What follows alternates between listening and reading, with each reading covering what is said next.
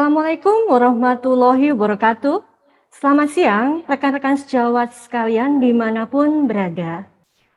Dalam webinar siang hari ini, kami dari EduTrace dan Rumah Sakit PHC Surabaya menyelenggarakan webinar medis dengan tema Diagnosis Management of Prostate Cancer Metastatic Bone Disease. Baik, acara ini terselenggara berkat kerjasama EduTrace bersama Johnson & Johnson. Tak kenal maka tak sayang, maka izinkan saya, Dr. DJ Kristi Anggraini, selaku moderator, yang akan memandu acara ini dari awal hingga selesai nanti. Baik rekan-rekan sejawat sekalian, pada kesempatan pertama ini saya akan mengajak rekan-rekan sejawat sekalian berdoa bersama-sama agar apa yang kita kerjakan dalam waktu siang hari ini senantiasa membawa manfaat dan barokah bagi kita maupun orang-orang di sekitar kita. Baik, rekan-rekan sejawat sekalian, berdoa dimulai.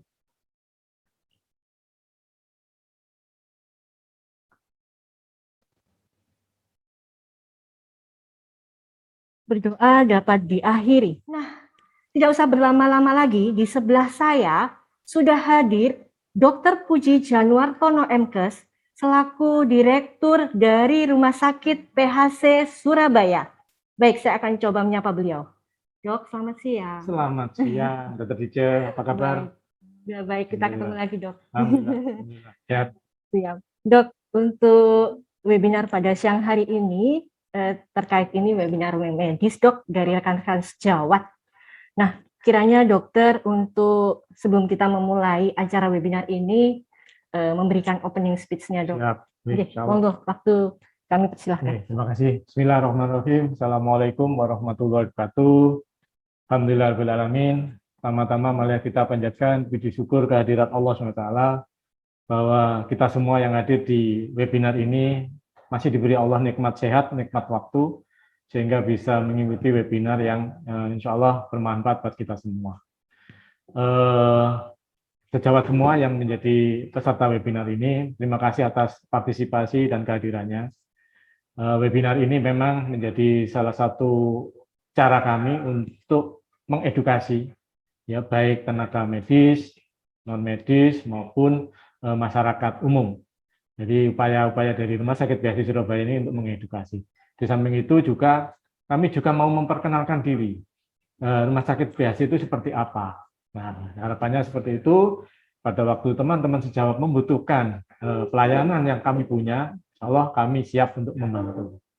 Di kesempatan kali ini, tema yang diusung, yang diambil adalah Diagnosis Management of Prostate Cancer Metastatic Bone Disease. Ya, nanti ada dua pembicara, yaitu Dr. Prasasta, spesialis urologi, dan Dr. Tengku Arif, spesialis ortopedi. Nah, mudah-mudahan di dua spesialisasi tadi, ya, nanti itu memberikan gambaran bagaimana teman-teman sejawat semua untuk mungkin mendiagnosa, mengelola selanjutnya, atau merujuk penyakit-penyakit yang akan dibahas pada pertemuan kali ini. Di samping itu, untuk mendukung pelayanan yang jadi tema hari ini, kami Rumah Sakit PHC Surabaya sudah mempersiapkan seluruh supportingnya untuk penanganan penyakit ini, mulai dari laboratorium yang lengkap, kemudian CT scan 128/, MRI 1,5 Tesla, kemudian kita punya X-ray yang bisa untuk memfoto long bone. Jadi satu tubuh kita bisa difoto dalam satu lembar film. Nah, itu. Kemudian kita juga punya supporting untuk rawat inapnya sampai dengan kamar operasinya.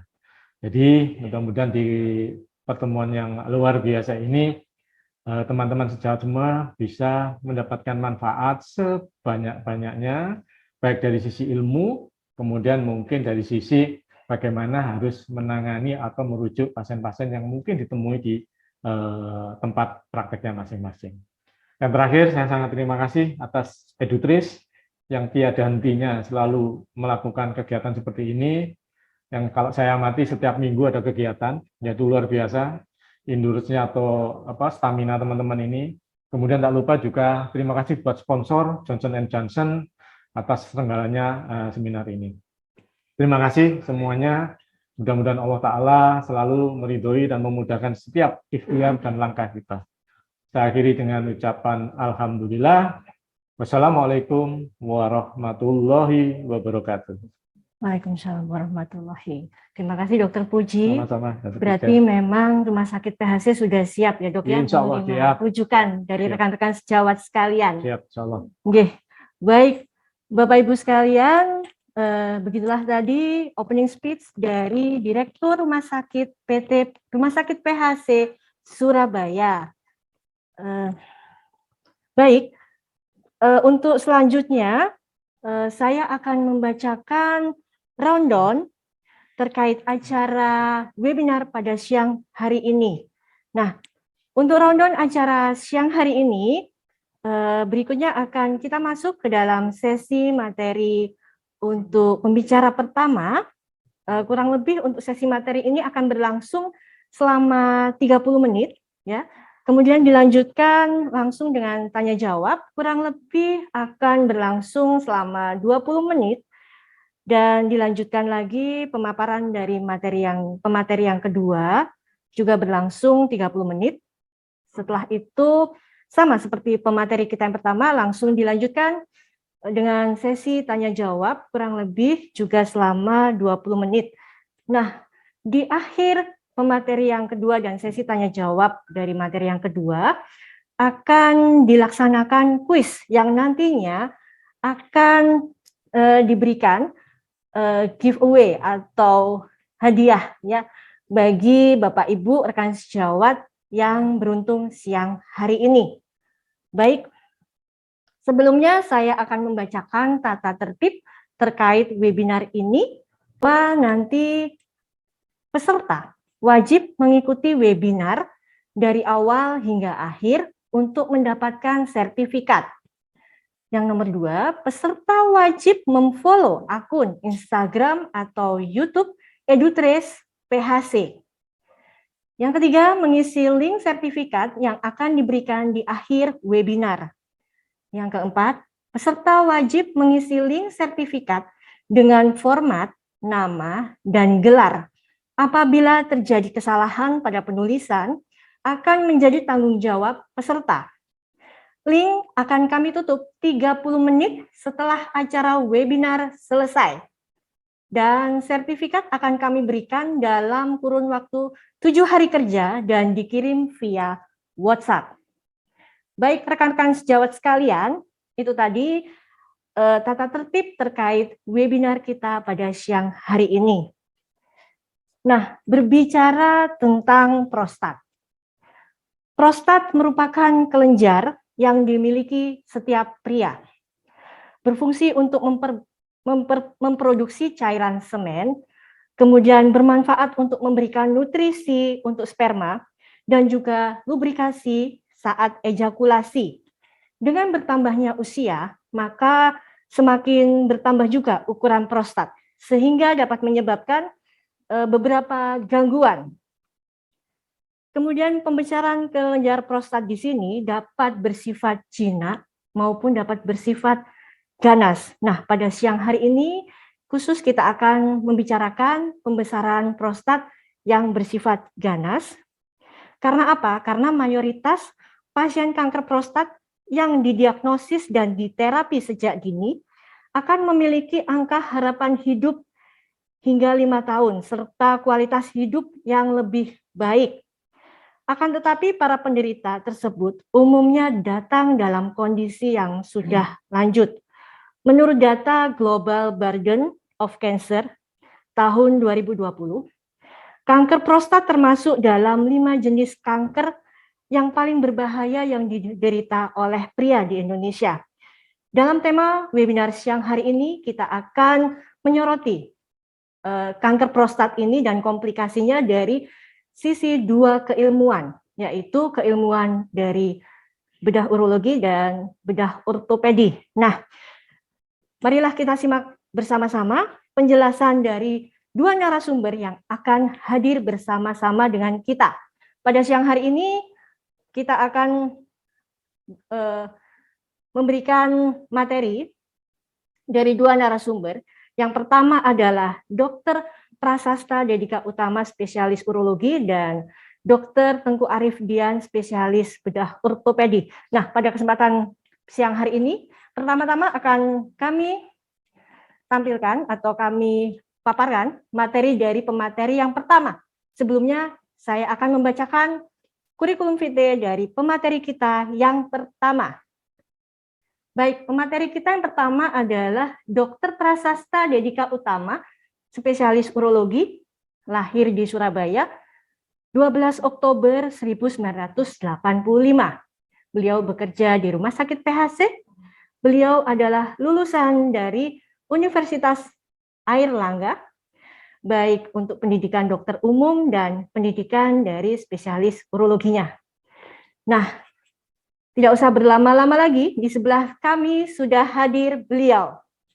Selamat siang, Dok. Siap. Sudah siap, Dok, ya? Siap. Baik. Sama-sama, Dok. Monggo, kami persilahkan, Dokter. Oke. Waalaikumsalam. Ya, sekarang saya akan sedikit berbicara tentang kanker prostat. Karena ada beberapa perbedaan dibandingkan mungkin 5-10 tahun yang lalu, terutama di dalam hal diagnosis ataupun dari segi manajemennya atau treatmentnya. Nah, itu nanti kita akan bicara sama-sama di sini, mungkin akan sedikit diskusi. Jadi seperti yang sebelumnya dijelaskan Dr. Rodriguez, itu bahwa kanker prostat dari segi fungsi, mungkin slide dulu, lanjut. Nah, jadi kalau kita lihat prostat itu mungkin sedikit refresh ya. Jadi prostat itu letaknya dia di bawahnya, di inferior dari kandung kemih, dan tadi sudah dibahas oleh Dr. Dice bahwa fungsinya memang satu, dia memberikan lubrikasi, kedua memberikan nutrisi untuk sperma dan sebagai media transport. Jadi pada saat laki-laki ejakulasi, maka prostat ini yang akan squeezing, kemudian dia akan mengeluarkan cairan sekresi, cairan yang untuk membantu dalam proses reproduksi. Itu sekilas tentang prostat. Nah, kenapa kanker prostat? Jadi sebenarnya ada alasan. Kalau di sini mungkin di kolom yang di kotak yang sebelah kanan itu bisa dilihat bahwa kalau di dunia semua kanker di laki-laki pada tahun 2020 itu prostat ini menduduki posisi kedua, bahkan hanya lebih kecil 0,02% dibandingkan kanker paru. Jadi kalau kita lihat diagramnya, yang warna hijau ini cukup besar. Jadi kalau di kanker di laki-laki menduduki peringkat nomor 2. Sedangkan kalau di laki-laki dan perempuan, prostat ini kejadiannya insidensinya sekitar 7,3%. Itu cukup tinggi dibandingkan beberapa tahun yang lalu. Mungkin disebabkan karena screening yang sekarang sudah jauh lebih baik. Nah, berikutnya, yang menarik di sini, yang saya lingkari di sini prostat, bahwa sebenarnya kalau insidensi dibandingkan dengan mortalitas, maka mortalitasnya kecil, tapi mungkin nanti akan ada sedikit perbedaan, nanti akan tampak di slide berikutnya. Namun yang menakutkan bahwa kalau di laki-laki, prostat ini menduduki posisi nomor 2. Jadi termasuk 5 besar kanker yang kalau di Globocan itu di data kanker dunia itu dibedakan menjadi non melanoma atau melanoma. Nah, kalau yang prostat ini masuk yang non melanoma dan dia menduduki nomor 2. Itu cukup banyak. Insiden dan mortality sendiri kalau di Indonesia itu prostat itu yang warna hijau light green ini ya. Jadi kalau di sini kita lihat insidensinya itu 9,8% dan mortality-nya sebanyak 8,9%.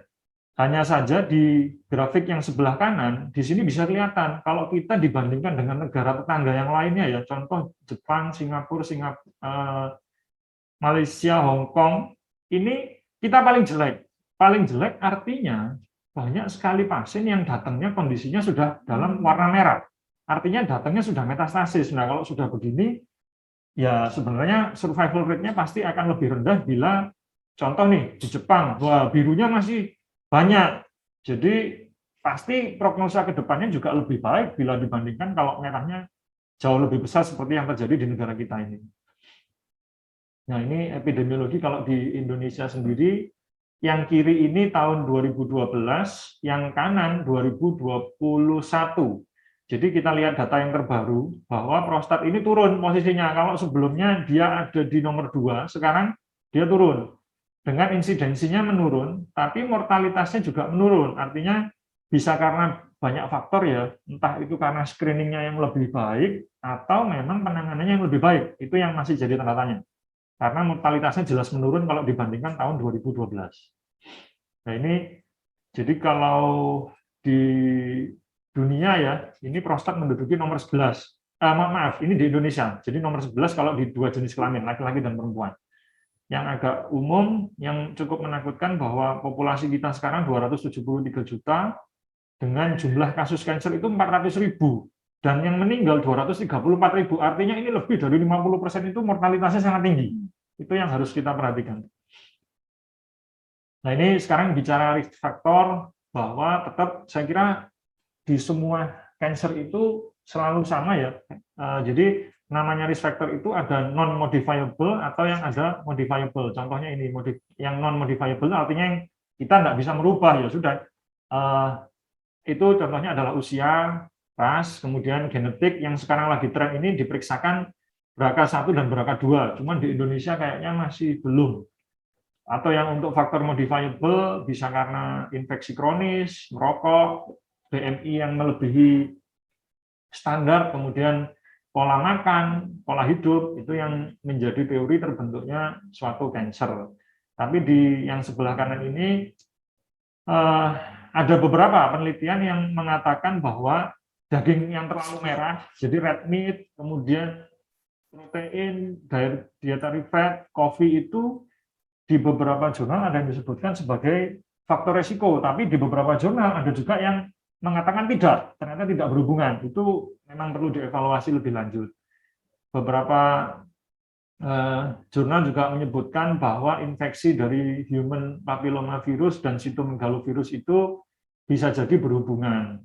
Ataupun infeksi saluran kencing yang mengenai prostat sehingga terjadi prostatitis itu juga disebutkan sebagai suatu faktor risiko. Yang lainnya faktor risiko konsumsi alkohol, kemudian daging yang terlalu merah, vitamin D, ini semua masih beberapa dalam penelitian. Infeksi gonorea itu juga bisa jadi menjadi suatu penyebab, suatu faktor risiko, dan juga insektisida. Jadi hati-hati juga terhadap, memang di jurnal itu disebutkan bahwa insektisida yang basicnya adalah klordekon, ini yang secara spesifik ada kemungkinan untuk menyebabkan suatu kanker prostat. Nah ini kalau saya sendiri sebelumnya belum pernah dengar, tapi kemudian saya search. Nah ini ternyata klordekon ini digunakan pada insektisida yang untuk rokok, jadi ladang rokok ya. Kemudian crickets, slugs, snails, keong, dan semut api. Nah ini mungkin lebih banyak digunakan di luar negeri. Nah dari sini saya cukup sering dapat pertanyaan, dok, ejakulasi apakah bisa mengurangi faktor risiko? Bisa ya, bisa tidak. Memang beberapa jurnal disebutkan di sini, seperti yang ada literaturnya bahwa semakin sering frekuensi ejakulasinya, yaitu di sini disebutkan lebih dari 21 kali dalam 1 bulan, dibandingkan dengan hanya 4-7 kali, itu mempunyai risiko lebih rendah 20% terkena kanker prostat. Jadi sebulan itu 30 hari, ini ejakulasinya 21 kali dalam 1 bulan, jadi hanya seminggu nak ejakulasi. Nah itu mungkin bisa dipertimbangkan sendiri. Nah ini sekarang kita bicara gejala. Jadi kalau gejala, prinsipnya sebenarnya kalau pada fase awal itu gejalanya menyerupai gejala prostat pada umumnya. Jadi sering kencing malam hari, tidak bisa menahan kencing, nyeri saat kencing, kencing darah, atau pancaran kencing yang, dok, saya kencing biasanya normal, tapi sekarang kok jadi lemah ya pancarannya. Itu bisa jadi suatu gejala, tapi biasanya kalau seperti ini gejala fase awal. Artinya ya ini bisa karena pembesaran prostat jinak, ataupun bisa juga ini suatu kanker. Jadi susah kalau kita harus membedakan dari gejala yang seperti ini. Nah ini mungkin kalau sudah advance, artinya stadiumnya sudah lebih lanjut. Nah sama, makanya di sini saya taruh di nomor urutan pertama, karena gejala berkemih itu bisa menjadi suatu gejala. Tapi kalau sudah lebih berat lagi bisa jadi kadang mengeluhkan spermanya bercampur darah, bisa. Kemudian ada gangguan disfungsi ereksi, ada nyeri di pinggul, tulang punggung, atau di iga bisa jadi. Kemudian bila yang sudah stadium lanjut sekali, biasanya sudah ada metastatik, loss of bladder and bowel control. Jadi ngompol atau ngebrok itu bisa. Yang lainnya lagi bisa datang dalam kondisi sudah lumpuh. Itu bisa sangat banyak yang seperti itu.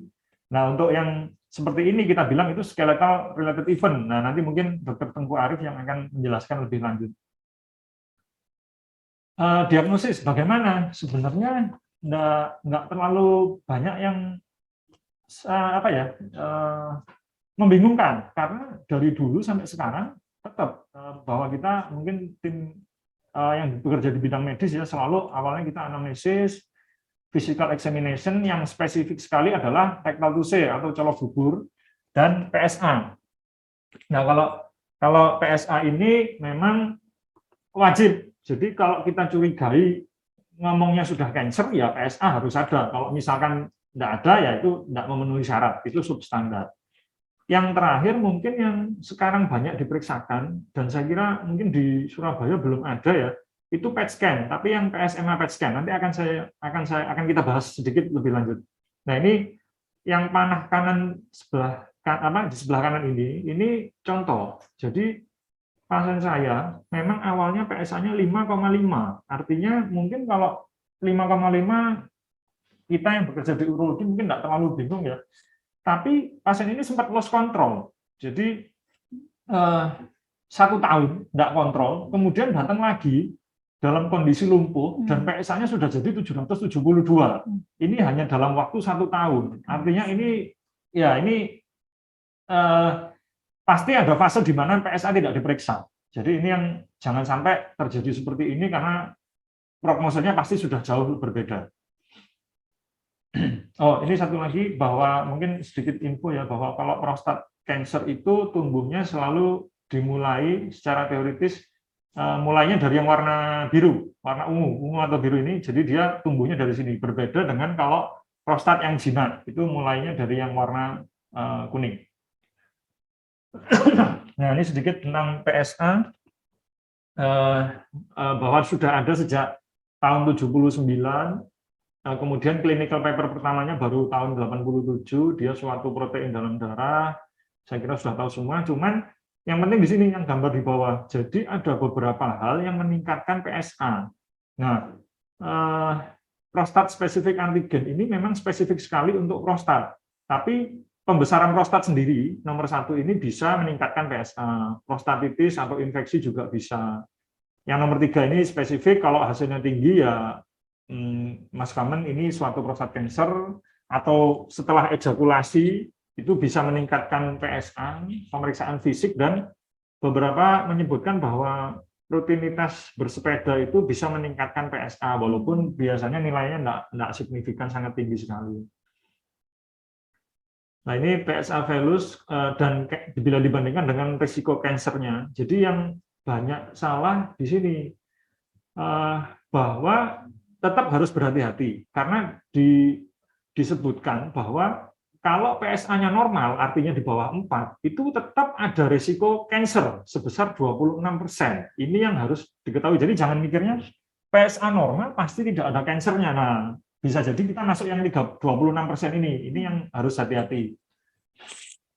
Kemudian PSA testingnya kapan sih harus diperiksa PSA, itu di sini disebutkan laki-laki lebih dari 50 tahun, ini strength ratingnya strong. Kemudian ada histori keluarga yang menderita kanker prostat spesifik, itu umurnya jadi lebih maju. Jadi periksanya bukan 50 tahun, tapi jadi 40 tahun.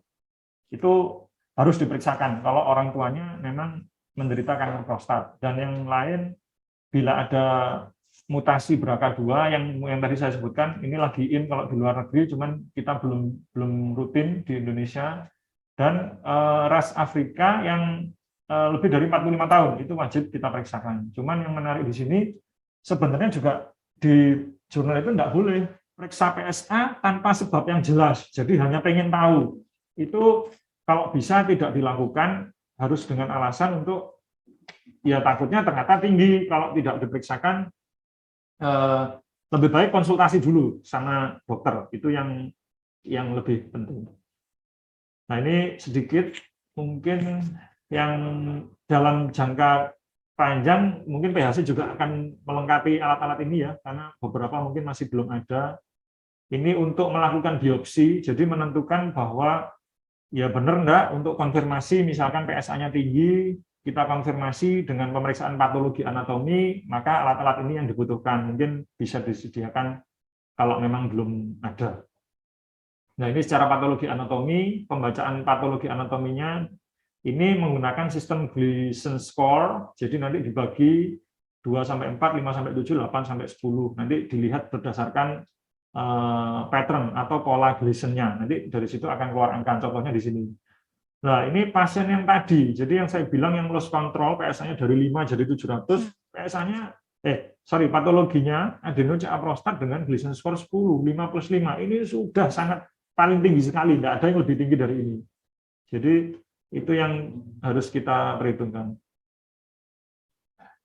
Nah, ini kalau dari radiologi, saya kira ini yang tidak spesifik. Kenapa saya bilang tidak spesifik? Karena dari pemeriksaan seperti ini, kita tidak bisa menentukan ini cancer atau enggak. Tapi kita bisa lihat, loh, ini loh prostatnya besar. Jadi kalau lihat gambar USG ini namanya IPP, intrabladder prostate protrusion. Jadi prostatnya masuk ke dalam buli.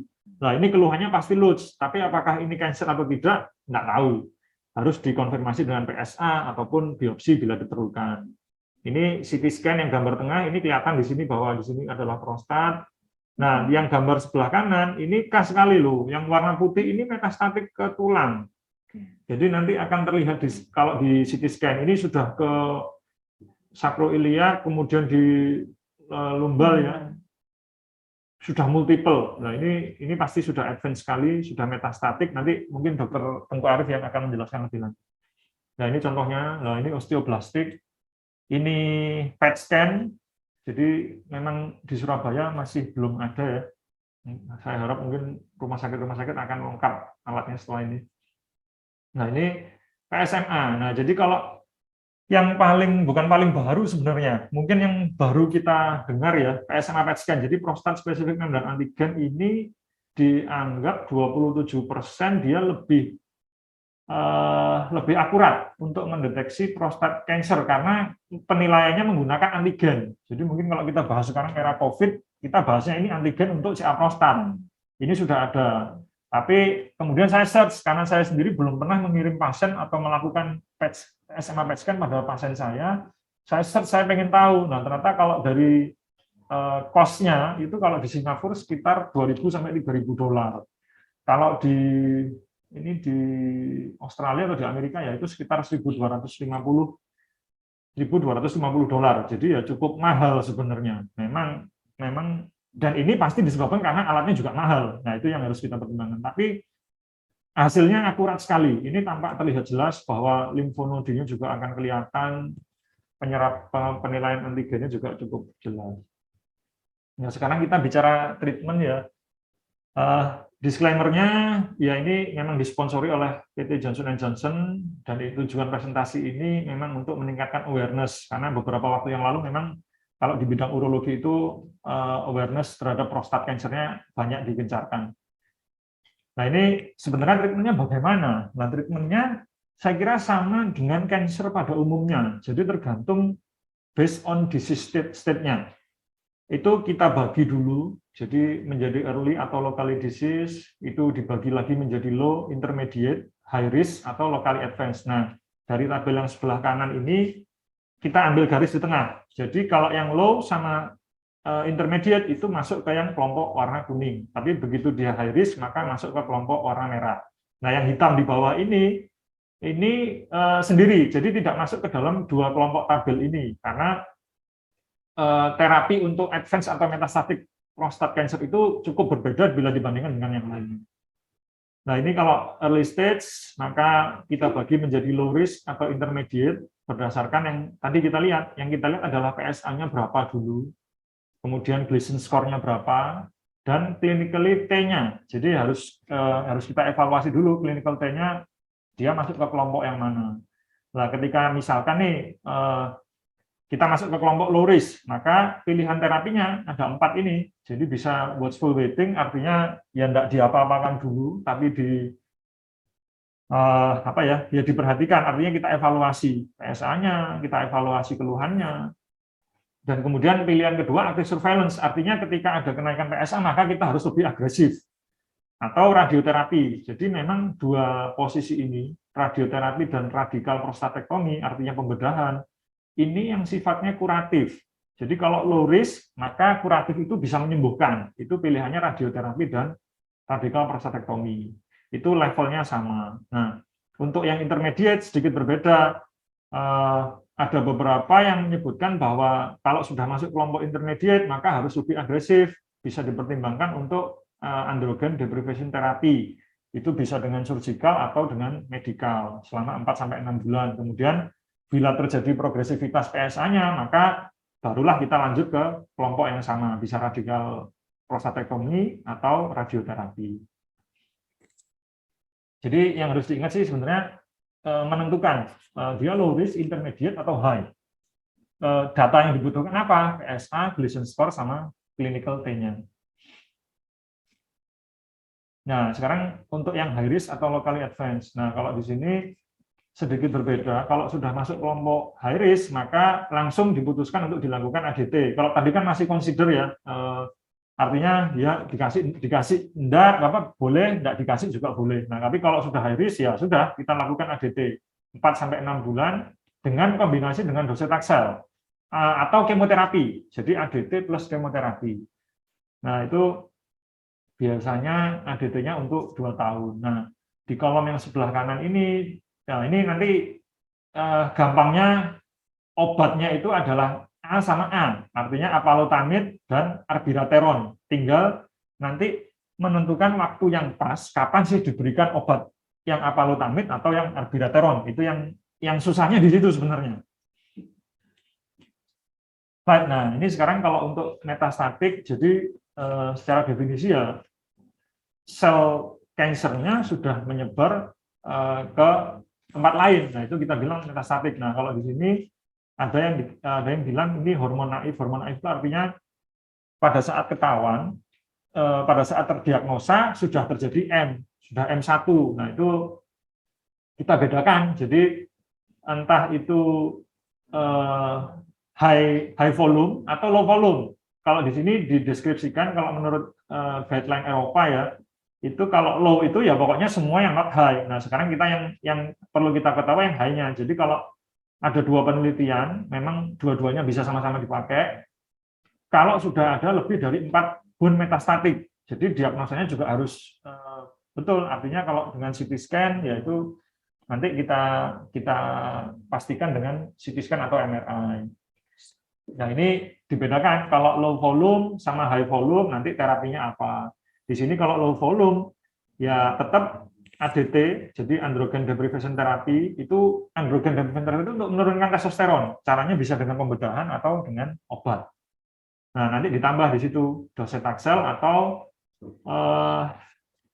abiraterone. Nah, itu tinggal penempatan waktunya yang memang harus kita pahami betul.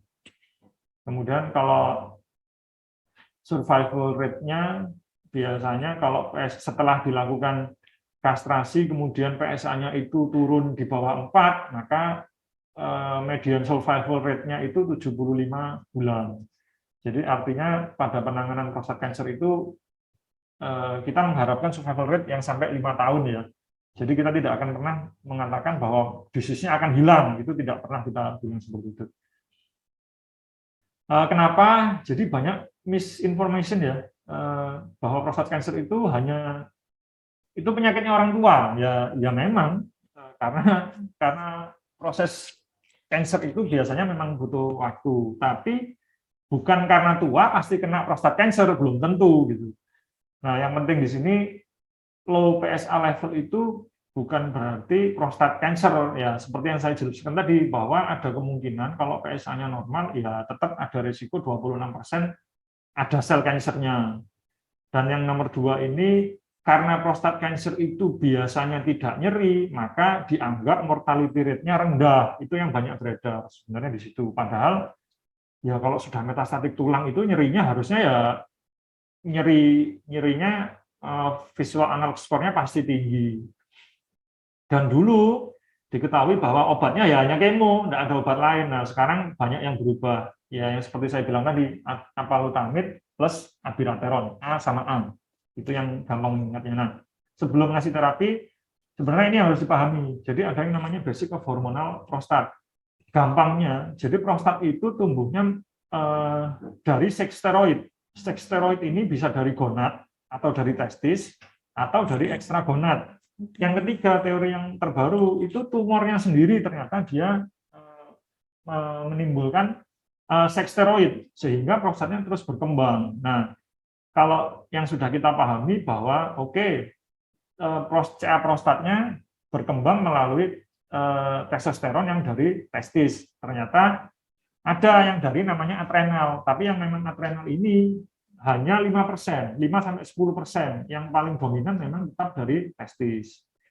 Dan yang terakhir intratumoral. Jadi mungkin merasa loh 1-2-nya sudah diblok, tapi kok ternyata tetap naik. Nah, mungkin yang nomor 3 ini yang berjalan.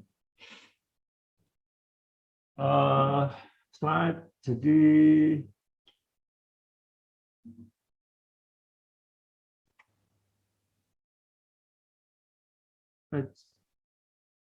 nah ini kalau pembedahan sendiri memang tur prostat itu bukan terapi utama, tapi biasanya pada pasien dengan paliatif atau yang dengan gangguan miksi kita lakukan improve untuk quality of life-nya. Jadi dari yang karena kansernya, karena volume tumornya itu besar, kita lakukan tur prostat supaya harapannya dari tidak bisa kencing menjadi bisa kencing. Tapi yang utama ya radikal prostatektomi sesuai literatur yang sebelumnya bahwa radioterapi dan radikal prostatektomi itu sifatnya kuratif asalkan stagingnya betul. Nah, radikal prostatektomi bisa dengan laparoskopik atau kalau di luar negeri mungkin sudah robotik. Nah, ini contohnya. Jadi kalau mungkin ini kalau kita lakukan sistoskopi, nah ini kelihatan. Nah, ini prostat, ini lobus kanan, ini lobus kiri. Dari sini, dari endoskopi kita nggak bisa tahu ini kanker atau enggak. Ya susah dibedakan. Memang harus dengan patologi. Nah, ini contohnya. Ini evaluasi prostatnya ya memang besar. Nah, sebenarnya kalau sudah dikerok itu bisa kelihatan. Nah, ini seperti yang saya kasih panah. Ini kelihatan jaringan tumornya, mungkin gambarnya kecil ya. Tapi kalau yang banyak ini memang ini biasanya jaringannya prostat yang jinak, tapi kelihatan rapuh kalau misalkan kita lakukan pengerokan, biasanya kita bisa menilai dari situ. Nah, CRPC sendiri, CRPC itu castrate resistant prostate cancer, jadi sudah tidak respon dengan kastrasi yang dilakukan. Nah, ini data yang dibutuhkan apa? Ya PSA-nya naik ketika kita sudah melakukan androgen deprivation therapy. Jadi testosteronnya sudah diturunkan, tapi PSA-nya tetap naik. Nah, itu artinya biochemical recurrence, artinya sudah harus waspada bahwa wah jangan-jangan ini sudah castrate resistant. Dan harus dicek bahwa testosteronnya sudah di bawah 50 karena kita lakukan ADT tadi. Dan yang terakhir terbukti adanya penyebaran, jadi sudah ada bukti bahwa ada metastasis. Nah, itu kita kelompokkan menjadi metastatik CRPC. Jadi kalau ngomong CRPC itu dibagi dua, bisa non metastatik atau metastatik. Nah, ini landscape treatment yang mungkin dulu pernah kita tahu bahwa kalau dulu ya taunya kalau kanker prostat kemoterapi. Nah, ini sekarang enggak. Jadi sekarang ada beberapa obat-obat baru. Di sini apalutamid dan abiraterone itu sudah menjadi terapi utama. Nah, di sini dilihat kalau non metastatik itu kita gunakan apalutamid di sini. Kalau sudah metastatik maka penggunaannya adalah abiraterone. Membedakannya di situ. Nah, ini point of consideration-nya ya semua yang ada di dalam di kotak ini, tapi yang cukup penting itu sebenarnya finansial. Karena obat yang saya sebutkan tadi, apalutamid dan abiraterone itu harganya puluhan juta. Jadi tidak semua orang mampu untuk beli obatnya. Itu yang menurut saya harus ada di dalam kotak ini. Itu yang cukup penting karena ya oke, stage-nya memenuhi, komorbidnya memenuhi, prevalensi pasiennya mau, indikasi klinisnya kuat, tapi uangnya enggak ada, ya sama aja. Jadi itu yang tetap harus dipertimbangkan. Nah, sekarang kalau kita bicara guideline-nya, di sini disebutkan bahwa abiraterone atau apalutamid itu indikasinya level of strength-nya sudah strong. Jadi bisa dipertimbangkan untuk pasien dengan kanker prostat yang mengalami metastasis. Kenapa sih kok obat-obat ini berkembang? Karena ternyata ya logikanya orang luar negeri itu melihat data di Indonesia bahwa yang datang itu sudah merahnya banyak, metastasisnya banyak, maka mereka pasti akan memberikan akan memasarkan obat-obat ini secara lebih masif lagi, karena memang secara staging kalau di Indonesia sudah jauh lebih banyak yang metastatik daripada yang stadium awal. Ini juga kalau di NCCN bahwa penggunaan apalutamid dan abiraterone sudah masuk ke NCCN 2021. Jadi kalau M1 sudah ada metastatik, itu penggunaan obat ini disertai dengan ADT itu menjadi pilihan. Bedanya apa? Nah, jadi kalau di sini, kalau apalutamid ini bisa dilihat, kalau androgen ini yang tadi dihasilkan oleh testis, adrenal, sama intratumoral itu berikatan dengan androgen reseptor. Nah, apalutamid posisinya di sini yang warna merah. Sebelum androgennya berikatan, apalutamidnya duluan. Nah, sehingga harapannya terjadi blok androgen, kemudian mencegah nuklear translokasi, kemudian menghambat inhibit DNA binding. Jadi harapannya begitu. Ini fungsi kerja apalutamidnya. Yang diingat bahwa apalutamid ini di fase non metastatik, dan yang abiraterone ini yang sudah stadiumnya lebih lanjut. Di sini dia bekerjanya dia memblokade seks steroid dari 3 sisi. Jadi yang dari testis, dari adrenal, plus intratumoralnya sendiri. Itu dia mencegah dari tiga arah seperti itu. Nah, ini apalutamid mekanismenya yang saya jelaskan tadi, dia menurunkan tumor sel proliferasi, meningkatkan apoptosis dan antitumor ABCD. Nah, ini kalau BPOM sendiri, apalutamid sudah di-approve. Jadi mungkin nama dagangnya Erleada ya, apalutamid itu untuk non-distant metastatic castration. Artinya non-distant ini N-nya positif. Jadi kalau kita ngomong tumor kan TNM. T-nya positif, N-nya positif, M-nya masih 0. Nah, itu indikasinya untuk diberikan apalutamid. Atau yang sudah metastatik tapi masih respon dengan kastrasi, itu ada tempat untuk diberikan apalutamid. Nah, ini penelitian yang lain mungkin singkat aja. Ini Titan studinya, dosisnya 240 mg sehari. Yang masuk kelompok ini adalah, mungkin bahasanya kalau di penelitian ini adalah all-comer. Semua yang masih castration sensitif, jadi dengan ADT, PSA-nya masih turun, itu indikasi diberikan obat ini. Kemudian ini overall survival results-nya, ya jelas kalau dibandingkan dengan placebo, ini overall survival-nya lebih tinggi ya, dan resiko kematiannya menurun 35%. Ini untuk high and low volume disease yang saya sebutkan tadi, jadi tergantung tumor burden-nya, ini memang lebih baik kalau apalutamid dibandingkan ditambah dengan androgen deprivation therapy, hasilnya jauh lebih baik bila dibandingkan dengan placebo. Ini studi yang lainnya, saya kira lanjut. Nah, ini kalau yang abiraterone sekarang, jadi abiraterone ini suatu androgen biosintesis inhibitor, dia memblokade dari 3 jalur, testis, adrenal, plus intratumoral itu sendiri.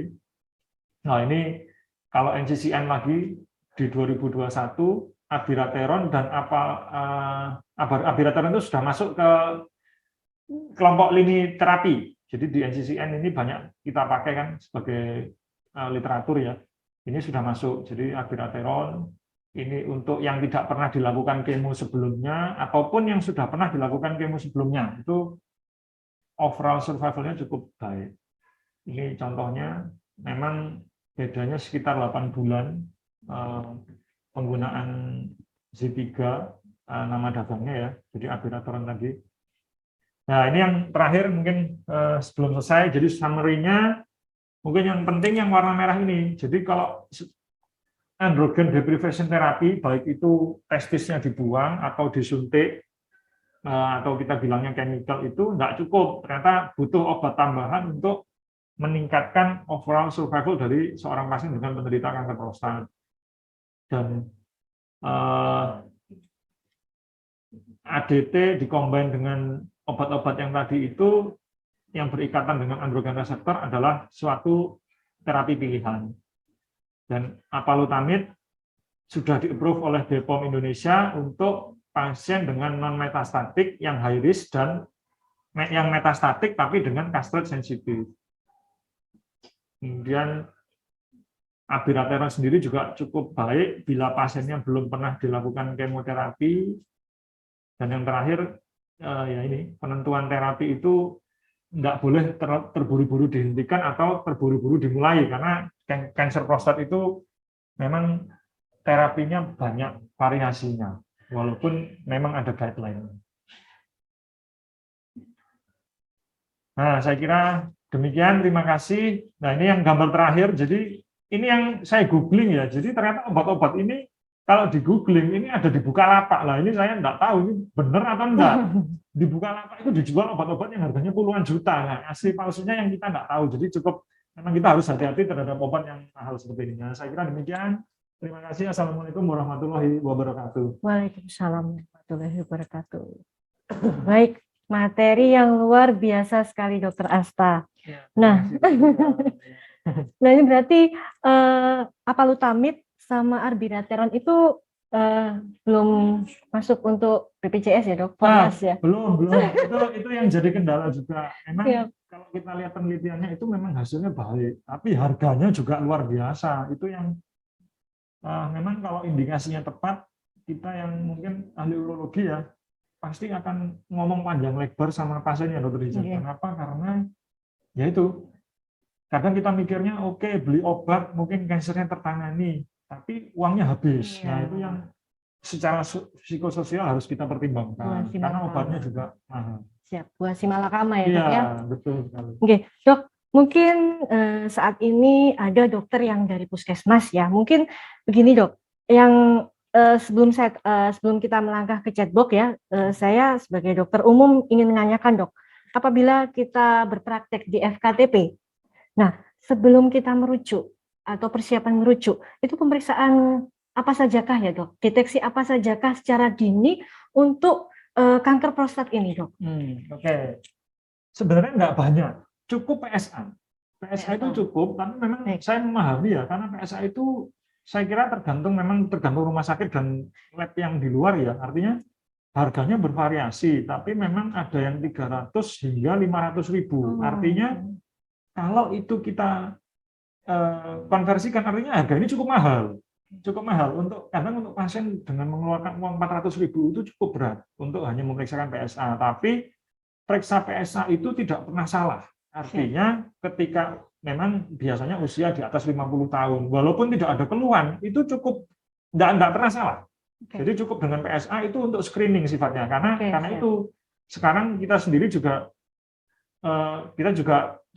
berusaha bahwa ini pemeriksaan PSA itu dimasukkan ke medical check up. Nah, memang nggak rutin. Kadang beberapa perusahaan itu nggak rutin untuk memeriksakan PSA-nya. Tapi saya harapkan ke depannya PSA harus dimasukkan sebagai medical check up, terutama di atas 50 tahun. 50 tahun ya dok ya? Yang lain-lain saya kira nggak perlu. PSA saja sudah lebih dari mungkin.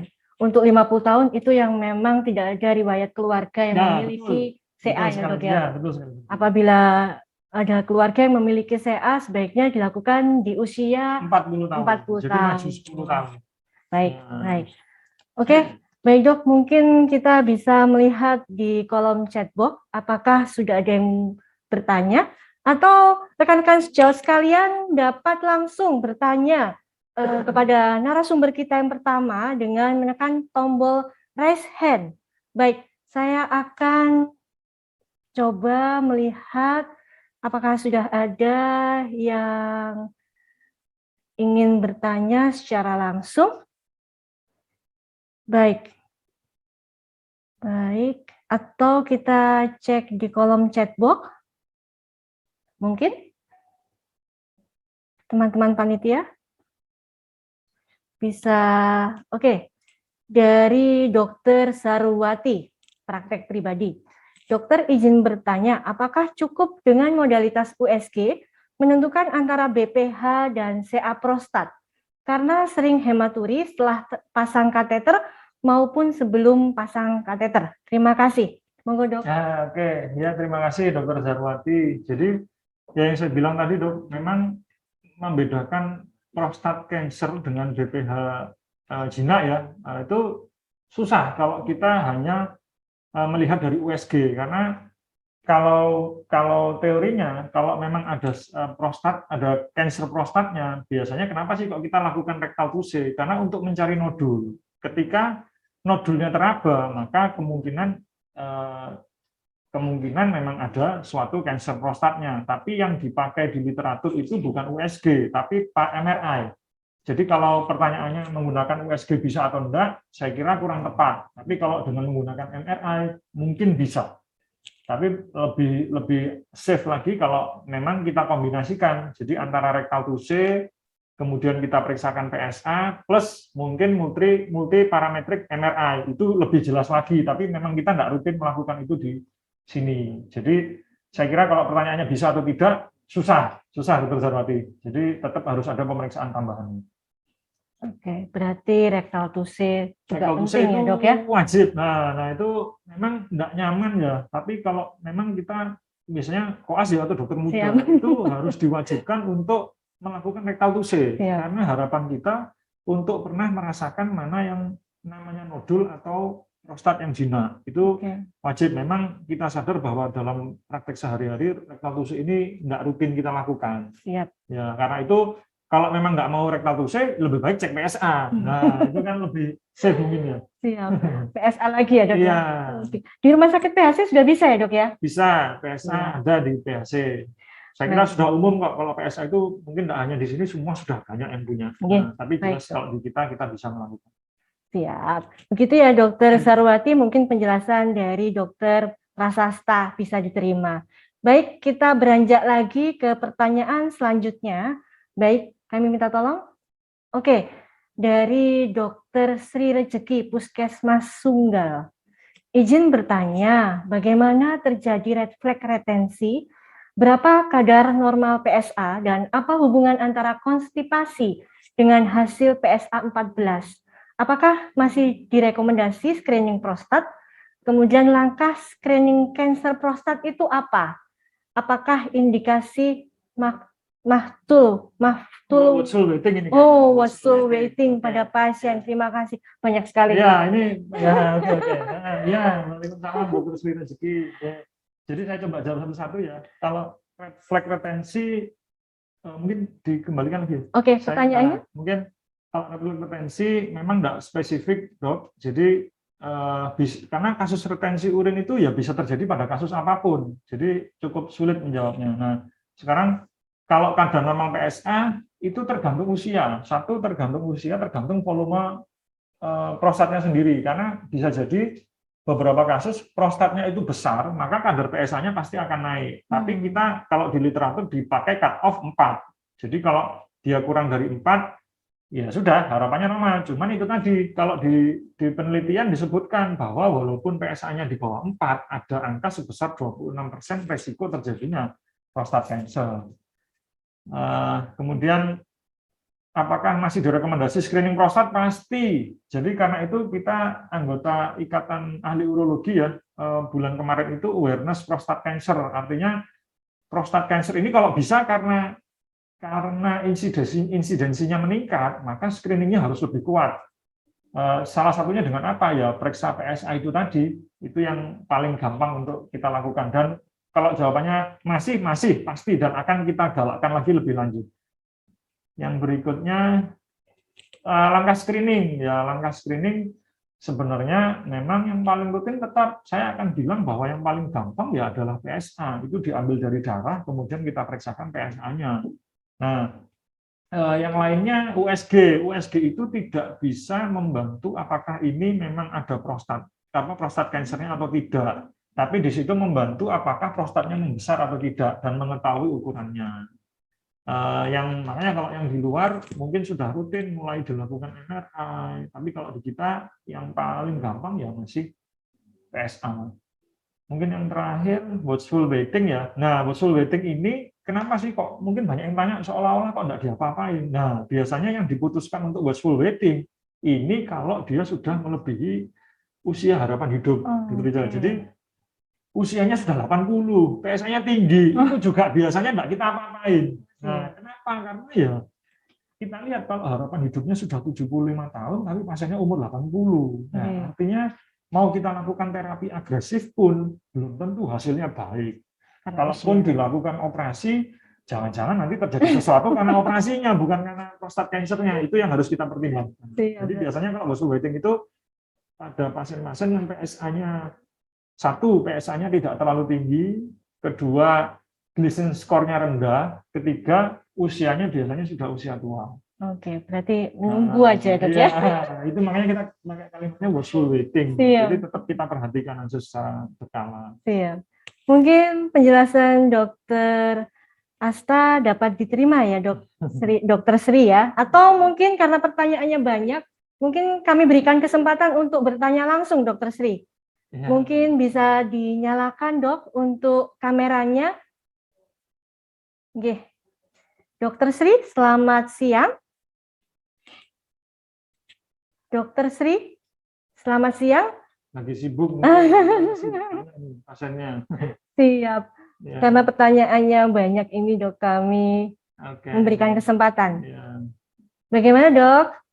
Oke, baik. Mungkin kita bisa lanjutkan ke pertanyaan selanjutnya. Baik.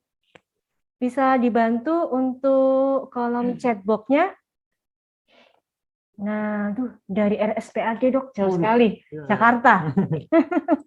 Dengan Dokter Megawati Wijaya dari RSPAD. Pertanyaannya yang pertama adalah bagaimana jika masih muda, kurang lebih 30 tahun, laki-laki untuk bisa diagnosa secara dini CA prostat. Karena untuk PSA mungkin ya, harus lebih dari 40 tahun ya dok. Atau bagaimana dok? Padahal di keluarga ada gen cancer, karena dari 7 orang, mungkin 5 orang sudah kena cancer ya. Dan yang survival hanya 2 orang, sedangkan yang 3 sudah almarhum. Mohon penjelasannya dok, dan terima kasih sarannya. Mungkin ini ya, prostat, bagaimana supaya tidak timbul metastasis. Jadi yang pertama dokter Megawati, dok coba bantu jawab ya. Jadi ini begini dok, kalau saya lihat dari kasusnya ya 30 tahun, dari awal saya nggak akan mikir, wah ini prostat cancer, wah itu saya jadikan pilihan terakhir dok. Kenapa? Karena ya kalau ditanya bisa atau tidak ya bisa-bisa aja, tapi kita akan bicara ke epidemiologi bahwa atau insidensi ya, artinya prostat cancer di usia 30 tahun ya itu mungkin saya akan jadikan opsi yang terakhir. Mungkin tapi ketika usianya sudah 40 tahun maka nanti akan lebih agresif lagi. Tapi kalau masih 30 tahun mungkin ada keluhan, ya mungkin belum tentu itu dari prostatnya, bisa jadi karena yang lain, yang itu akan kita evaluasi lebih lanjut. Jadi saya nggak akan mikir prostat cancer duluan, belum tentu. Yang berikutnya, yang kedua, PSA ya boleh. Yang pertama ya PSA ya diperiksa ya nggak apa-apa, tapi mungkin tidak terlalu berguna karena usianya masih 30 tahun. Kalau saya mungkin lab-lab yang lain yang lebih penting daripada PSA kalau untuk usia 30 tahun. Yang kedua, supaya tidak terjadi metastasis. Nah, itu harapan semua dokter yang berhadapan dengan tumor. Jadi mungkin bukan cuma di urologi ya. Kalau kita menemukan tumor primer, itu memang kita bilang overall survival. Artinya kita harapkan dalam 5 tahun ke depan itu angkanya tinggi. Jadi kalau pertanyaannya bagaimana mencegah metastasis, itu yang jadi harapan kita juga. Nah, caranya bagaimana? Selalu satu, memang prinsipnya kalau tumor ya pasti pembedahan ya. Yang kedua, kemoterapi, radioterapi, atau obat-obat yang tadi kita bahas. Itu tujuannya untuk mencegah metastasis. Kenapa? Karena kalau sudah sampai metastasis, biasanya survival rate-nya pasti akan langsung jatuh. Dan kalau prostat cancer metastatik itu hanya survival rate-nya 5 tahun itu hanya 30%. Ada penelitian yang akan bilang seperti itu. Jadi harapannya ya tadi itu, operasi, kemoterapi, radioterapi, atau obat-obat hormonal itu yang mencegah supaya tidak terjadi metastatik. Saya kira itu. Baik, mungkin penjelasan dari Dr. Asta dapat diterima ya dok ya, yang sudah jauh-jauh dari Jakarta. SPAD ya, banyak senior saya di sana. Iya. Oke, satu pertanyaan lagi ya Dr. Asta. Iya, baik, mari kita buka. Oh, ternyata sudah ada. Dari Dr. Rudi Handoyo. Apa betul kadar testosteron yang tinggi, insidensi CA prostatnya lebih rendah dibanding yang kadar testosteronnya rendah atau normal? Terima kasih. Oke. Terima kasih Dr. Rudi Handoyo. Jadi ini agak membingungkan ya dok, karena begini, prinsipnya kalau kita penanganan kanker prostat itu kita testosteronnya kita turunkan supaya prostatnya tidak berkembang, harapannya begitu. Nah, kalau pertanyaannya apakah kalau testosteronnya tinggi maka resiko prostat kankernya rendah, sehingga ini agak membingungkan. Kenapa? Ya saya kira saya juga belum pernah membaca penelitian tentang itu ya. Kalau testosteronnya tinggi pasti resiko kanker prostatnya rendah. Padahal kalau dibalik, prostat kanker itu tumbuhnya dari testosteron itu tadi. Nah, sehingga harus kita turunkan. Jadi mungkin nanti saya akan nyari penelitiannya juga lebih lanjut, Dr. Rudi, cuman saya belum pernah dengar bahwa kalau testosteron tinggi, resiko prostat kankernya rendah. Itu saya belum pernah tahu juga. Mungkin nanti coba saya cari juga kalau misalkan ada. Saya kira begitu, Dr. Rudi. Jadi menurut saya pribadi, belum tentu kalau testosteron tinggi jadi nggak kena kanker prostat, itu belum tentu. Ya, saya kira demikian. Antusias sekali dokter. Ya. Banyak ya dok. Mungkin satu pertanyaan. Oke. Dari saya dok. Bagaimana cara menjaga agar prostat tetap sehat dalam kondisi sehat?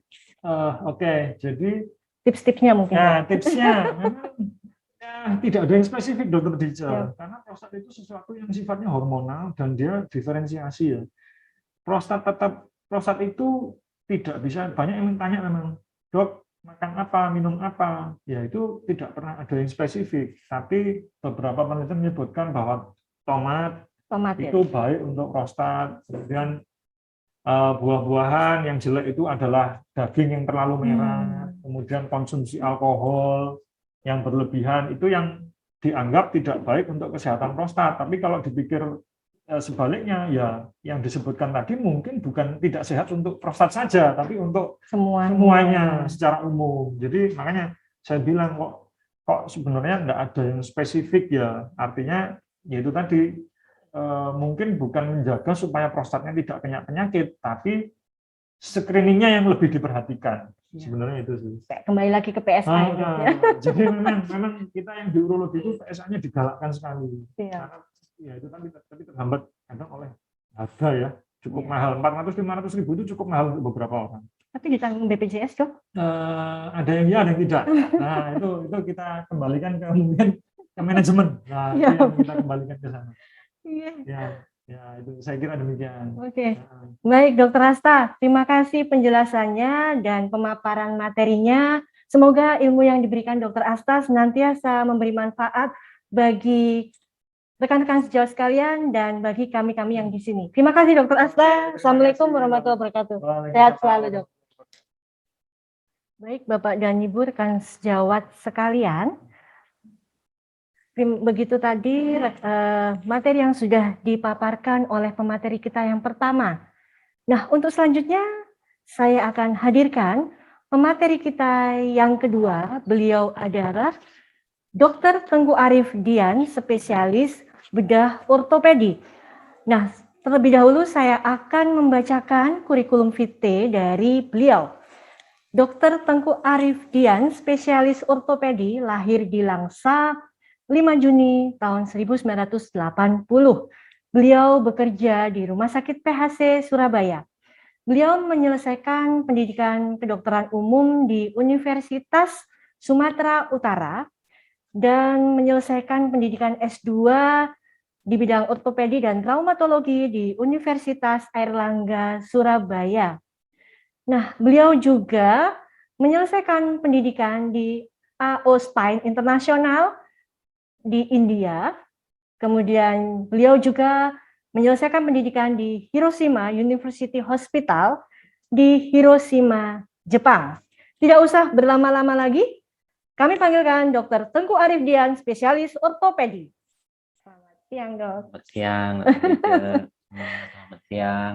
Siap, Dok. Untuk kali ini, Dok, kita akan membicarakan tentang metastase dari CA prostat di tulang. Siap. Nah, untuk untuk siang ini, Dok, materinya bisa dipaparkan kurang lebih selama 30 menit ya, Dok? Ya. Siap. Kami persilahkan, Dokter. Siap. Bismillahirrahmanirrahim. Assalamualaikum warahmatullahi wabarakatuh. Selamat siang semuanya. Salam sejahtera buat semua. Semoga kita dalam lindungan kesehatan yang sempurna di era pandemi saat ini. Amin. Amin.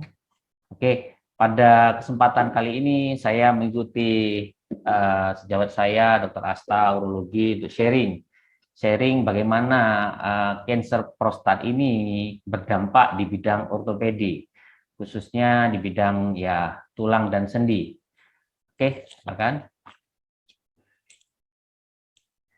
Nah, ini sebagai latar belakang kita ketahui bahwa di ortopedi ini ada 3 tipe tumor yang kita kenal dengan satu sebagai primary tumor, kedua secondary tumor, ketiga metastatic bone tumor. Nah, kita nanti di sini akan fokus di metastatic bone tumor yang disebabkan oleh karena prostat cancer. Nah, pada pasien dalam 50 tahun terakhir ini, kita mengetahui bahwa melihat data secara epidemiologi bahwa metastase pada tulang akibat kanker itu sekarang lebih banyak dan lebih sering ditemui dibandingkan primary malignant bone tumor ataupun yang secondary bone tumor. Nah, oleh karena itu kita harus aware setiap ada kasus yang kita temui ini sebuah metastatic bone tumor. Slide-nya jalan sendiri. Mundur. Jalan sendiri slide-nya.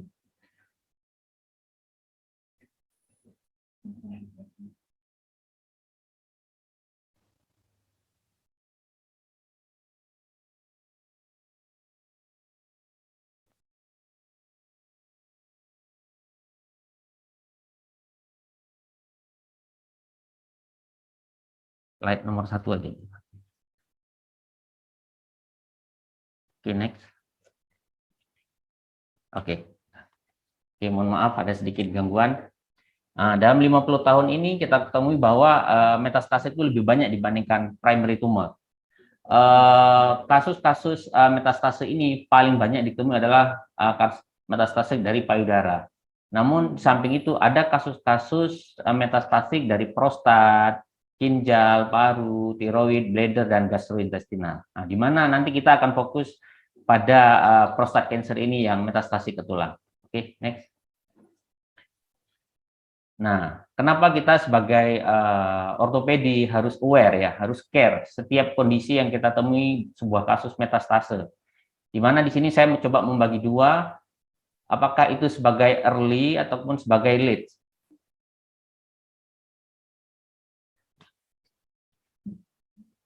Mohon maaf, slide-nya jalan sendiri. Ya. Next. Oke. Oke, mohon maaf, ada gangguan lagi. Nah, di sini kita lihat bahwa sebagai ortopedi kita harus aware setiap kasus metastatic cancer. Di mana di sini kita membagi dua algoritma, itu ada yang early, ada yang advance. Mungkin sebelum jatuh ke fase advance, kita harus sudah lebih care di fase-fase early. Kita harus sudah pasang alarm.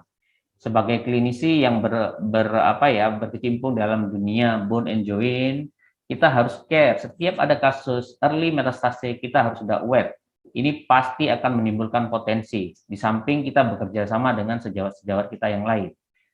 Karena pada fase early ini, kita sedikit mengalami tantangan ataupun kesulitan dalam mendeteksi apakah sebuah kasus ini sudah mengalami metastase atau tidak. Nah, untuk pasien-pasien yang datang dengan kita sudah dengan advance metastatic cancer, tentu ini ya sedikit lebih mudah. Kenapa? Karena gejalanya sudah khas, histori sebuah kansernya itu sudah ada. Biasanya ini akan menimbulkan nyeri pada area-area tulang ataupun daerah sendi yang kita curigai dampak sebuah metastase. Nah, ataupun ada juga pasien datang dengan kondisi di mana pasien-pasien datang ini sudah terjadi sebuah namanya patologis fracture, di mana tulangnya sudah mengalami patah tulang akibat digrogotinya tulang oleh sel-sel kanker tersebut, sehingga dampak dari ini semua akan meningkatkan mortalitas pada pasien. Nah, untuk di bidang ortopedi, tulang adalah bagian regio nomor 3 terbanyak yang berdampak dari sebuah kasus metastatik pada setelah cancer, setelah untuk prostat menempati nomor 3 setelah paru dan hati. Nah, metastase pada bidang ortopedi paling banyak itu ditemui pada tulang vertebra, pada pelvis, ataupun pada proximal femur dan proximal humerus. Ini 4 area favorit untuk metastase daripada sel-sel tumor kanker tersebut. Next. Nah, di sini kita lihat untuk kasus prostat cancer, bagaimana dampaknya di bidang ortopedi. Kita ketahui prostat cancer ini ada spesifik, yang mana dia ini sedikit berbeda dengan malignan cancer yang lain. Biasanya prostat cancer ini karena sebuah penyakit yang gejala awalnya itu sedikit yang terlihat. Biasanya terlihat dengan jelas secara klinis setelah fase-fase advance, fase-fase yang penyebaran sel tumornya sudah banyak, sehingga gejalanya lebih. Pada fase awal itu sangat susah. Sehingga kalau sudah kita temui pada fase advance, tentu progresi daripada penyakit ini akan berdampak mortalitas dan morbiditasnya yang tinggi. Di mana kita bisa lihat 5 tahun survival rate pada kanker prostat. Kalau kita bisa mendeteksi lebih awal, di mana survival pasien dari gambar di atas itu kita bisa lihat pada early survivalnya akan semakin tinggi, tapi kalau ketahuan pada advance tentu survivalnya akan semakin sedikit. Nah, selain itu spesifiknya dari metastatik prostat cancer ini adalah lesinya metastase yang kita temui pada tulang. Biasanya di bidang ortopedi ada 2 tipe lesi metastase pada tulang, itu yang kita kenal dengan osteolitik dan osteoblastik. Osteolitik ini sebagian besar kasus metastase pada tulang. Artinya osteolitik lisis, di sini sel-sel tumor itu menggerogoti daripada tulang-tulang itu, sehingga tulang itu akan hilang dan akan tampak bagian-bagian yang sudah seperti dimakan, digerogoti. Sedangkan pada kanker prostat ini, di mana aktivitas osteoblastiknya itu lebih terlihat, osteoblastnya, sehingga penyerapan kalsiumnya itu akan rendah, sehingga pada metastase bone prostat cancer ini, lesi metastasenya tampak sebagai lesi yang osteoblastik kita kenal. Ini spesifiknya. Next. Nah, ini kita lihat bahwa bagaimana bone metastasis pada prostat cancer. Metastase pada tulang itu terjadi sekitar 65-75% dengan advanced prostate cancer pada sudah advance, ya sekitar 65-75. Ini jumlah yang cukup besar, mencapai 2/3 dari populasi pada yang prostate cancer, di mana survival diagnosis pada bone metastase ini biasanya kita temui sekitar 12-53. Ini tergantung dari status hormonal pasien itu, seperti tadi yang dijelaskan ya, kadar PSA-nya dan lain sebagainya. Nah, dampaknya adalah kenapa kita harus care dengan bone metastase pada prostat cancer, karena ini jelas di bidang kita, cuman tidak hanya di bidang yang lain, bidang kita itu akan mendampak morbiditas pada pasien yang tinggi, berdampak pada mobilitasnya, berdampak pada social function-nya, sehingga kualitas hidupnya juga akan menurun, yang berdampak ya survival-nya, dan juga ya mungkin kita ketahui bahwa prostat cancer ini terjadi pada usia tua, di mana harapan semua orang di usia tua itu ya seperti ya menikmati hidup, menikmati pensiun, cuman karena ada sebuah penyakit ini jelas kualitas hidupnya akan menurun. yang berdampak pada pengeluaran ekonominya yang tinggi, survivalnya juga akan tinggi. Oke, next. Nah, ini sebuah mekanisme bagaimana metastasi pada prostat cancer. Kita ketahui tadi bahwa metastase pada tulang itu ada yang bersifat osteolitik, ada yang osteoblastik, ada yang mix. Tapi biasanya pada prostat cancer lebih didominasi dengan lesi yang bersifat osteoblastik. Nah, jadi pada prostat cancer ini khas. Ketika kita ketemu kasus prostat cancer, pasti yang kita temui rata-rata dominasi 90% semuanya osteoblastik. Walaupun ada insidensi yang litik dan mix lesinya itu yang sedikit. Itu biasanya berhubungan dengan peningkatan bone resorpsi pada tulang sehingga terjadi deposisi kalsium yang cukup tinggi pada tulang. Next. Nah, buat kita sebagai klinisi yang dalam praktek sehari-hari dalam pelayanan pasien, bagaimana kita menemukan tanda dan gejala dari prostat cancer? Nah, kita ketahui bahwa pasien-pasien dengan prostat cancer ini adalah perjalanan penyakit yang panjang, yang primernya di bidang urologi, sehingga karena prosesnya yang malignan menyebabkan sebuah metastasis. Di bidang ortopedi ada 3 komponen yang akan diganggu. Komponen pertama ya struktural support. Kita ketahui bahwa bone and joint ini kan sebagai struktur, sebagai rangka buat kita untuk beraktivitas, untuk mobilitas. Nah, dia akan mengganggu fungsi ini. Kedua, kita ketahui bahwa fungsi tulang tidak hanya untuk gerak. Di situ juga ada sistem-sistem hemopoietik untuk memproduksi sel-sel darah merah. Ketiga, fungsi tulang juga salah satunya adalah sebagai mineral metabolisme, mengatur kadar kalsium, mengatur regulasi-regulasi kalsium, berkoordinasi dengan seperti paratiroid hormon dan lain sebagainya. Dan ini 3 komponen daripada metastatic cancer yang berdampak di bidang ortopedi. Oke, next. Nah, klinisnya apa? Pada pasien-pasien yang mengalami metastase dengan prostat cancer, jelas nyeri itu yang paling umum, paling sering akan dirasakan pasien. Dia biasanya akan datang dengan nyeri yang akan menyampaikan keluhannya di area mana, regio mana, dengan histori yang sudah pernah ada didiagnosa dengan kasus tumor, dengan cancer. Itu sebenarnya lebih memudahkan. Kasus yang kedua banyak datang dengan kadang-kadang dengan patologi fracture. Patologi ini artinya seseorang pasien yang datang di mana dia mengalami patah tulang dengan mekanisme jatuhnya yang tidak seberapa, mekanisme of injury-nya tidak seberapa, misalnya terpeleset, terbentur benda-benda yang kecil sehingga timbul patologi fracture.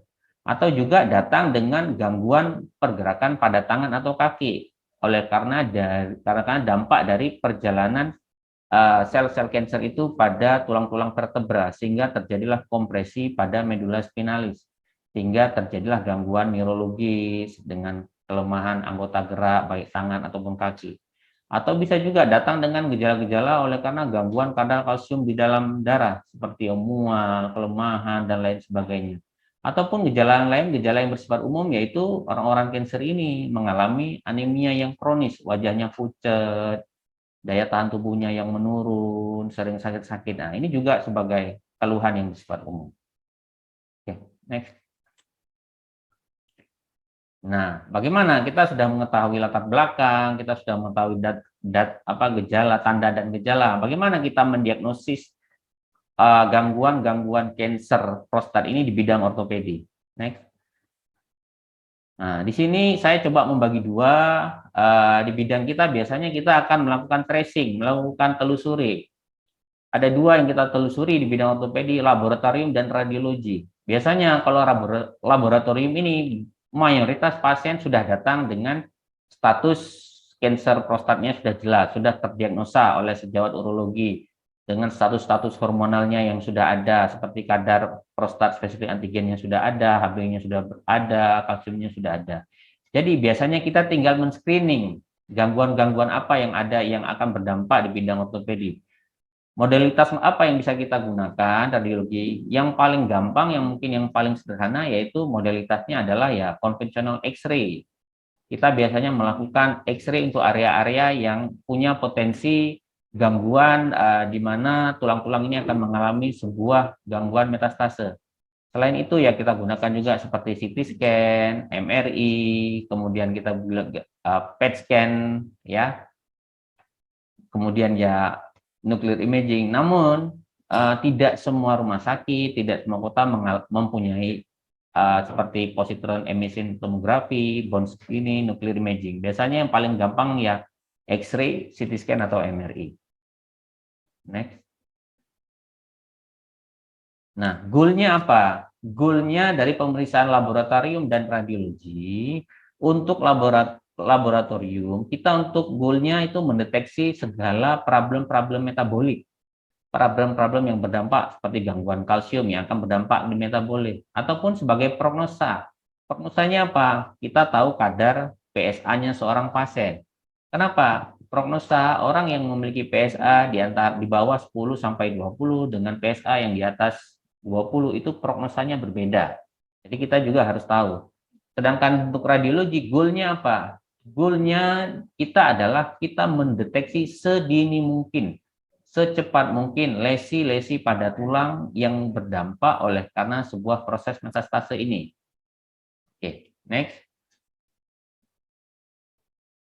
Nah, untuk X-ray yang paling sederhana kita lakukan, biasanya ini langkah pertama yang kita lakukan untuk mendeteksi metastase pada tulang.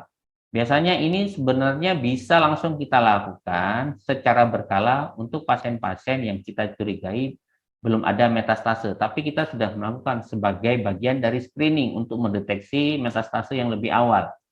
Kita lakukan pada area-area yang kita curigai, ataupun pasien-pasien yang datang dengan kecurigaan nyeri, misalnya nyeri di pinggul, kita X-ray pinggulnya untuk melihat tahap awal. Dan juga untuk melihat, mengevaluasi apakah ada tanda-tanda dini dari sebuah metastase. Nah, ketidakuntungan X-ray ini adalah terkadang X-ray ini agak kesulitan untuk mendeteksi early detection pada lesi-lesi metastase yang masih sangat kecil, ataupun lesi-lesi yang dimana litik ataupun blastiknya kerusakan pada tulang itu masih sedikit. X-ray ini kurang bisa mendeteksi untuk tahap dengan spesifik. Next. Nah, ini sebuah contoh. Ketika kita melakukan screening, kita bisa melihat di mana kita melihat pasien ini datang dengan riwayat prostat cancer, mengeluh nyeri di daerah pinggul. Kita lakukan screening, kita bisa melihat gambaran-gambaran putih yang berlebihan, seperti awan yang kita kenal dengan lesi osteoblastik. Nah, ini kita bisa melihat, inilah gejala-gejala lesi metastase pada prostat cancer. Nah, walaupun sebenarnya kita sudah tahu bahwa pasien ini dengan riwayat historis prostat cancer. Seandainya pasien tidak tahu pun, kita setidaknya sudah curiga, wah ini sebuah lesi metastastik oleh karena prostat. Tinggal kita berkoordinasi, berkonsultasi dengan sejawat urologi untuk berkoordinasi treatmentnya. Next. Terus yang lain yang kita butuhkan seperti MRI. MRI ini kita lakukan untuk pasien-pasien yang mengalami gangguan, misalnya terjadi penekanan pada medula spinalis, ataupun gejala-gejala yang lebih awal, nyeri punggung, gangguan berjalan, kelemahan berjalan. Nah, kita bisa screening awal di MRI. Seperti pada gambar ini kita bisa melihat deteksi awal adanya kerusakan daripada lesi pada tulang belakang pada daerah torakal oleh karena metastase sel-sel tumor itu pada area vertebra. Next. Nah, kita bicara manajemen. Nah, manajemen ini untuk sebuah metastase cancer, prostat cancer ini kita biasanya multidisiplin ilmu. Nah, kita tidak bisa bekerja sendirian. Oleh karena kenapa? Gangguan metastase prostat cancer pada tulang ini adalah sebuah kasus yang sudah berdampak sistemik. Tidak bisa sebagai non multidisiplin ilmu. Kita ini harus bekerja sebagai tim. Karena ada sektor-sektor yang berbeda, kita mencari solusinya untuk bekerja sama-sama untuk meningkatkan kualitas hidup seorang pasien yang terkena metastase. Next. Nah, di sini begitu kita ketahui bahwa seorang pasien mengalami metastasis, tentu kita mau tidak mau sebuah metastasis goalnya sudah jelas adalah goalnya terapi adalah bersifat paliatif. Kita tidak bisa lagi kuratif, di mana tujuannya adalah ya kita ya mengontrol nyeri, dengan mengontrol nyeri meningkatkan mobilitas pasien, menurunkan batas tumor, dan mencegah pertambahan sel-sel tumor yang lebih jauh, ataupun ya kita akan mengurangi dampak-dampak patologi oleh karena metastase yang berdampak pada tulang seperti nyeri, patologi fracture, kompresi pada spinal cord, hiperkalsemia. Kita akan mengobati secara multidisiplin, jangan sampai berdampak hal-hal seperti ini. Nah, ini goal tujuan terapinya. Next. Nah, untuk bidang ortopedi kita membagi dua, mungkin tidak sekompleks terapi di bidang urologi. Untuk kita yang ortopedi yang dampak dari sistemik ini di tulang dan sendi, kita membagi dua, non surgical dan surgical. Non surgical itu apa? Ya jelas kita memberikan farmakologi manajemen. Nah, di sini kita ya seperti menggunakan anti nyeri, kemudian ya hormonal terapi, kemoterapi, radioterapi, pemberian bifosfonat untuk menjaga proposnya tulang. Tentu ini kita multidisiplin treatment karena ada terapi-terapi ini bukan kita yang ortopedi yang melakukan, tapi bidang sejawat yang lain seperti urologi, hematologi yang untuk terapinya. Nah, untuk pembedahan, kapan kita akan masuk ke surgical? Kalau kita curiga ada sebuah pathologic fracture atau kita curigai ada impending fraktur ini. Maksudnya seperti apa? Kira-kira kita menduga, wah ini dalam perjalanannya dalam hitungan hari sudah ada propos tulang, sudah ada kerapuhan tulang. Kalau tidak diapa-apain akan berdampak menjadi sebuah patologi fracture. Kita bisa intervensi dengan internal fiksasi. Ataupun pada daerah tulang belakang kita bisa melakukan dekompresi, stabilisasi untuk mencegah kompresi pada spinal cord. Next. Nah, ini tiga area di bidang ortopedi dampak dari prostat cancer yang metastase ke bidang ortopedi. Nah, ada 3 tempat, yaitu ya pada spine, pada pelvis, dan pada long bone. Pada spine bisa terjadi dari cervical sampai ke sacrum, mayoritas di thoracolumbar. Pada pelvis ini hampir semua kena, iliumnya kena, pubisnya kena, ischiumnya kena. Untuk long bone, ini ada banyak long bone di tubuh kita, humerus, radius, ulna, femur, dan tibia. Namun yang paling sering adalah di daerah femur proksimal. Kenapa? Ya mungkin karena letak anatomi femur yang proksimal lebih dekat dengan prostat. Mungkin perjalanan metastase sel-sel tumoran dari prostat itu akan lebih cepat dibandingkan area-area yang lebih jauh daripada femur. Nah, ini 3 bidang. Ketika kita aware akan sebuah kasus metastase prostat cancer, kita harus sudah aware, harus sudah teliti, harus sudah waspada, sudah harus pasang alarm bahwa ini akan ada dampaknya di bidang ortopedi pada 3 lokasi anatomi ini. Nah, ini kita jadi harus sudah aware, harus sering screening, harus sering tanya keluhan pada pasien. Next. Nah, secara prognosa bagaimana? Nah, kita ketahui prognosa pada metastase cancer ini berbeda-beda, tergantung tipe dari kansernya. Nah, rata-rata ya secara survival rate pada cancer ini, pada malignan pada metastase bone ini rata-rata ya antara 1 sampai 5 tahun survival rate, tergantung tipe tumornya. Bagaimana dengan kanker prostat? Next. Nah, ini kita bisa melihat bahwa survival rate, ada sebuah studi yang menjelaskan survival rate pada 97 pasien yang mengalami bone metastase ini pada semua tumor. Nah, di sini kita melihat bahwa secara rata-rata survival rate-nya itu yang dievaluasi dari 1 tahun sampai 10 tahun. Rata-rata setelah 3 tahun survival rate yang mengalami metastase bone tumor itu survival rate-nya sekitar 25%. Sekitar 66% kalau sudah 3 tahun. Namun menjelang setelah 5 tahun, survival rate-nya akan turun menjadi 25%. Ini untuk metastase pada semua cancer. Pada prostat, pada prostat di sini kita bisa melihat pada 97 pasien yang terdiagnosa prostat cancer, kita bisa melihat dalam evaluasi 10 tahun, di mana survival rate pada 3 tahun pertama itu 81%. Tapi ketika mencapai 5 tahun, survival rate-nya itu mencapai 55%. Artinya seorang pasien prostat cancer yang mengalami metastasis dengan manajemen yang baik, dengan manajemen yang multidisiplin ilmu, tentu harapannya survival rate-nya akan lama. Karena 3-5 tahun ini ya waktu yang panjang bagi seorang pasien untuk menjalani program terapinya dan lain sebagainya. Next. Nah, kesimpulannya bagaimana? Ya, semua kasus bone metastasis, apakah itu pada kanker lain ataupun pada prostat cancer, semuanya bersifat paliatif. Kita sudah tidak bisa lagi mengkuratif. Dan semuanya paliatif dengan melibatkan multidisiplin ilmu.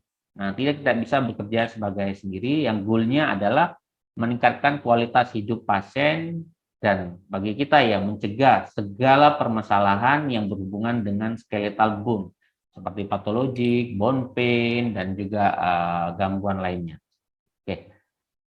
Nah, mungkin ini yang bisa saya sharing untuk metastase prostat cancer pada bidang ortopedi.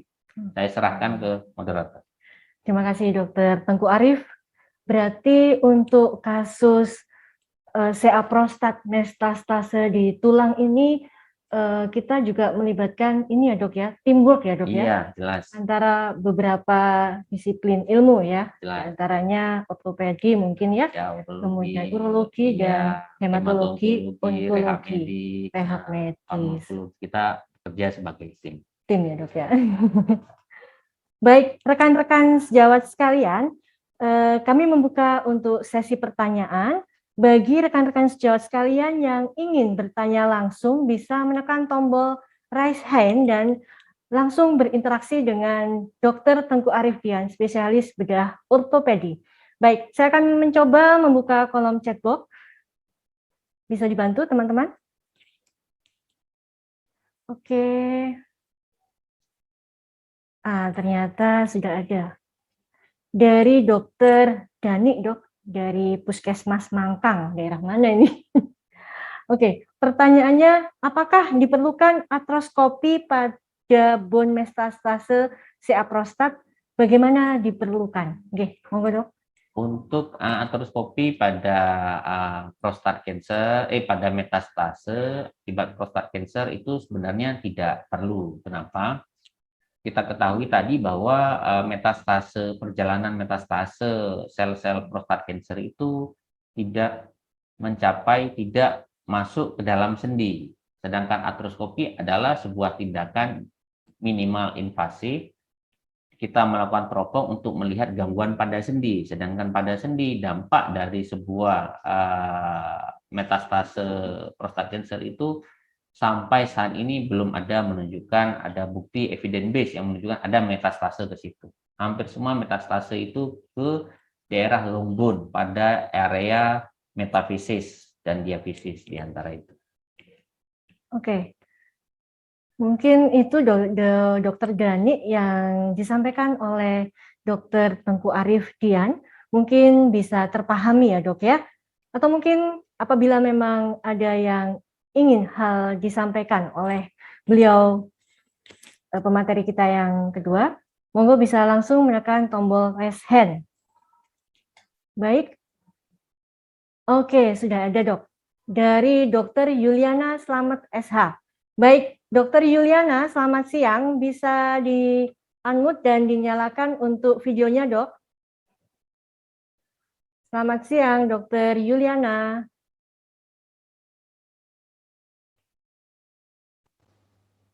Selamat siang, Dr. Yuliana. Oke, selamat siang, Dok. Dr. Yuliana Slamet, selamat siang.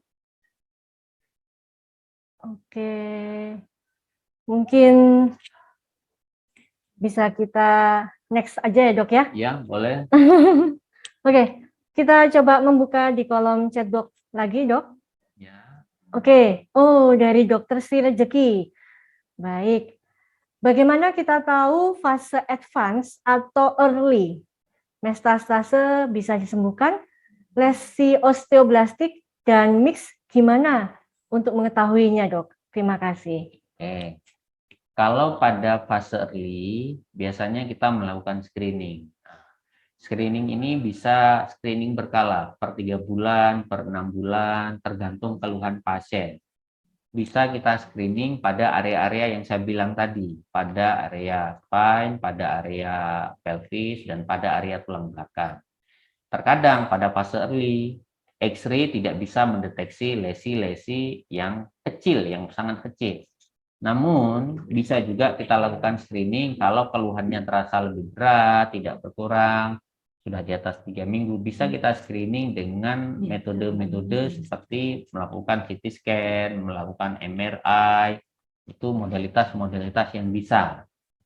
Nah, dari itu kita dengan MRI, harapannya dengan melakukan CT scan, MRI, kita bisa mendeteksi lesi-lesi awal pada kasus-kasus metastase prostat cancer.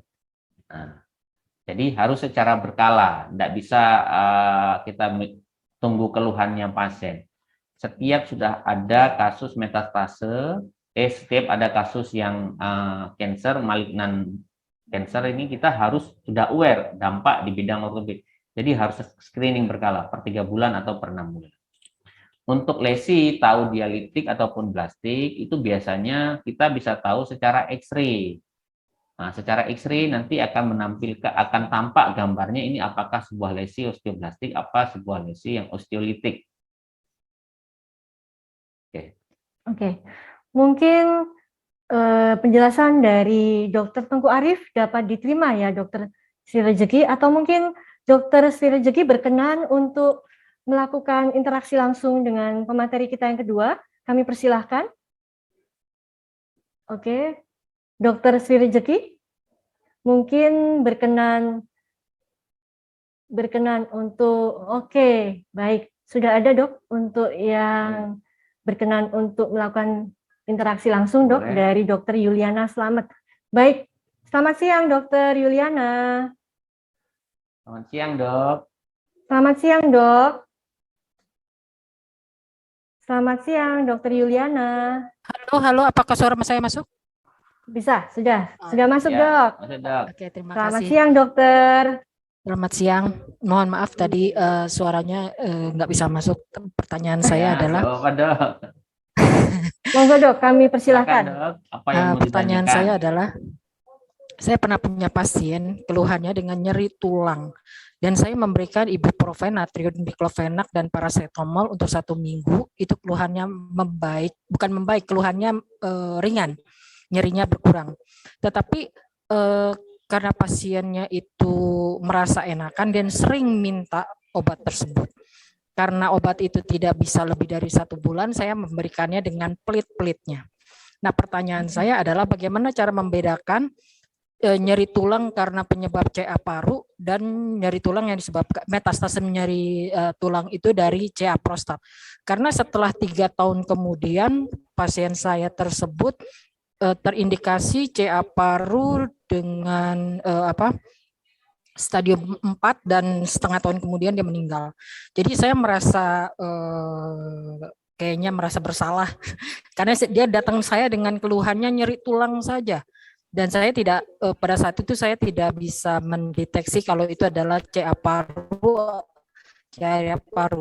Nah, pertanyaan saya kalau kali ini juga kan CA prostatnya itu bisa metastasis ke tulang.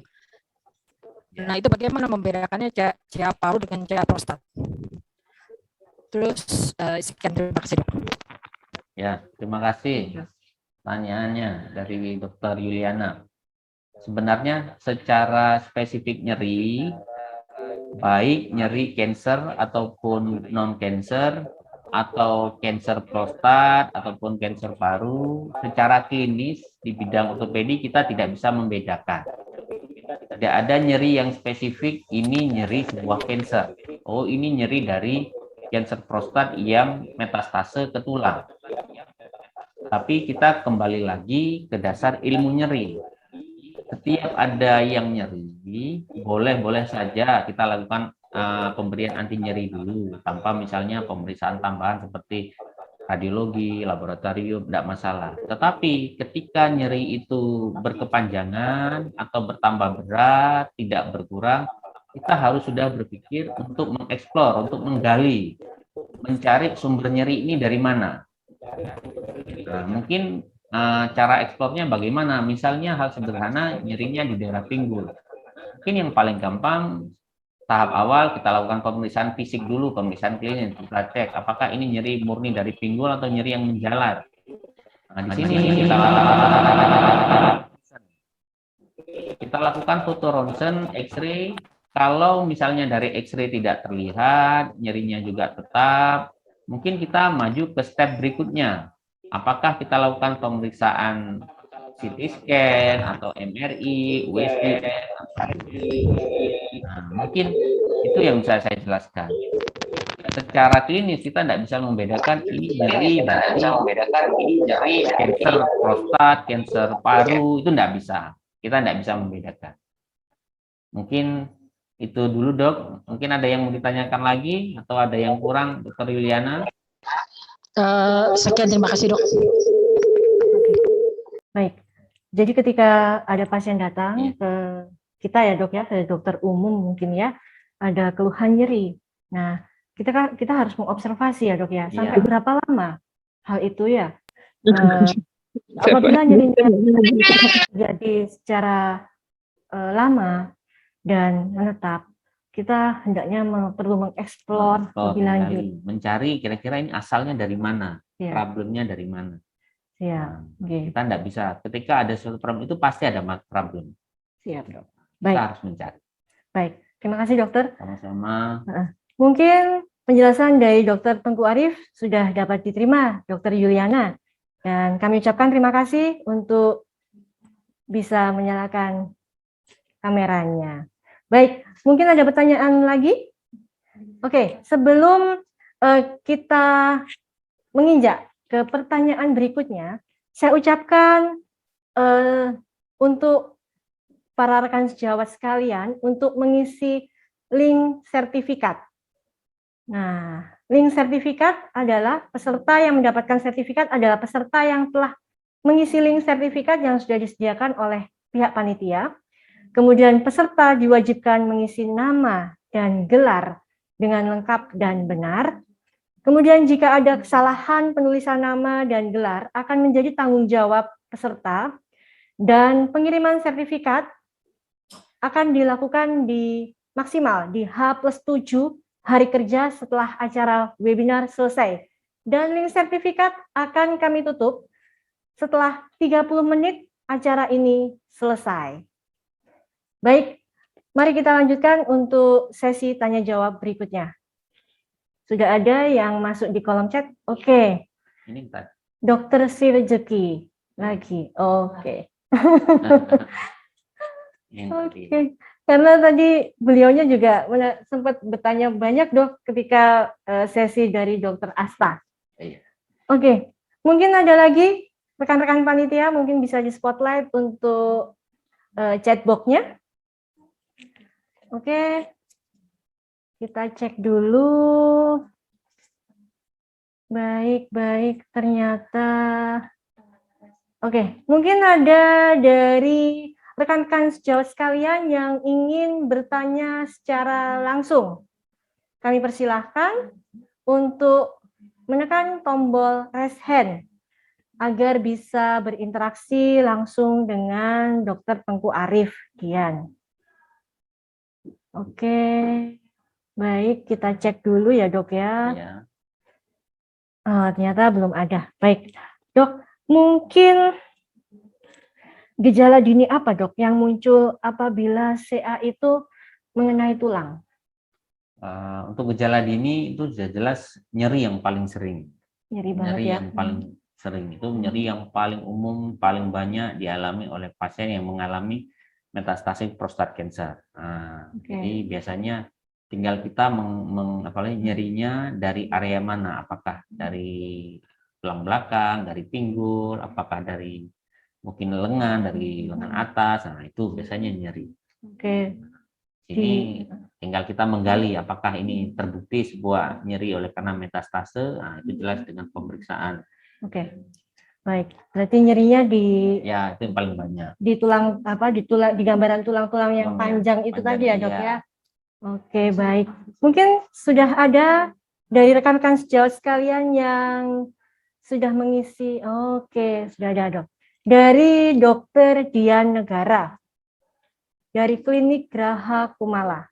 Mengapa bifosfonat osteoclast inhibitor dipakai bila tipe metastasenya osteoblastik?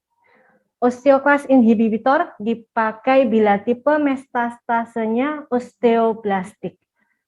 Kami persilahkan, Dokter. Kita ketahui bahwa pada osteoblastik itu, osteoblas itu dia lebih dominan daripada osteoklastik.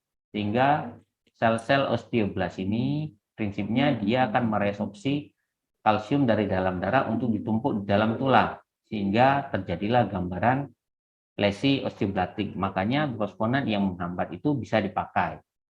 Sedangkan pada lesi-lesi osteolitik, di mana sel-sel osteoblas ini tidak dominan, osteoklastik ini yang lebih dominan, sehingga terjadilah destruksi pada tulang, di mana resorpsi kalsium pada tulang itu akan turun, sehingga terjadilah gambaran seperti litik, sehingga dikenal dengan osteolitik. Makanya obat-obat bifosfonat yang menghambat osteolitik itu bisa digunakan. Nah, itu dua mekanisme pada metastase. Oke. Begitu ya, Dok ya. Mungkin penjelasan dari Dr. Tengku Arifdian semoga dapat dipahami atau dimengerti. Baik, terima kasih, Dok. Oke, mungkin kita cek lagi apakah ada pertanyaan atau rekan-rekan sejawat sekalian ingin bertanya langsung, akan kami cek terlebih dahulu.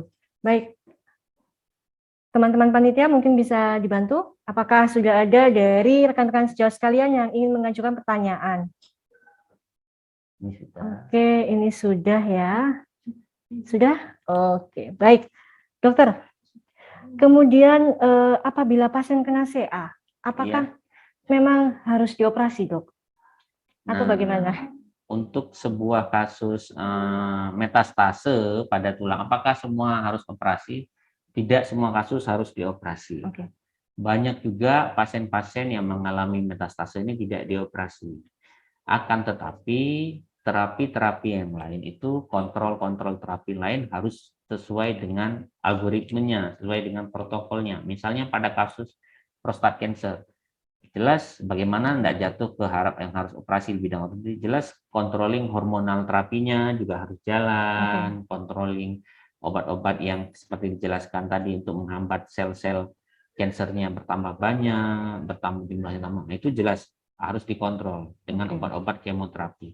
Selama perjalanan sel-sel kansernya ini bisa dihambat, resiko di bidang ortopedi juga akan semakin kecil, karena metastasenya juga akan semakin kecil. Potensi masalah untuk timbul di bidang ortopedi juga akan semakin kecil, sehingga resiko operasi juga akan semakin kecil. Oke, berarti tidak semua harus dioperasi. Ya. Baik, Dok. Kemudian, Dokter, screening apa di bidang ortopedi terkait CA prostat, Dok? Screening apa? Screening khusus di CA prostat mungkin bidang urologi ya. Tapi screening metastase oleh CA prostat yang bisa kita lakukan yang paling sederhana ya X-ray. X-ray ya, Dok. Ya, kita lakukan ronsen pada tiga area tadi, pada area tulang belakang, pada area pelvis, pada area tulang-tulang panjang. Itu screening awalnya untuk kita lakukan untuk mendeteksi adanya lesi metastase pada tulang. Itu yang bisa kita lakukan. Mungkin kalau screening CA prostatnya mungkin itu bidang urologi. Kita hanya bilang screening untuk metastase. Berarti X-ray, CT scan, MRI itu tadi ya, Dok ya, dengan goals untuk mendeteksi sedini mungkin atau secepat mungkin sehingga survival rate-nya bisa tinggi. Oke. Baik, Bapak dan Ibu sekalian, karena waktu sudah melebihi dari 20 menit, maka sesi tanya jawab ini saya akhiri sampai di sini. Terima kasih Dr. Tengku Arif untuk materi dan jawabannya terhadap pertanyaan yang sudah diberikan ke kami. Baik, terima kasih. Dan saya ucapkan sehat selalu, Dokter. Sama-sama, sehat selalu, Pak. Monggo. Baik, kita menginjak ke acara selanjutnya.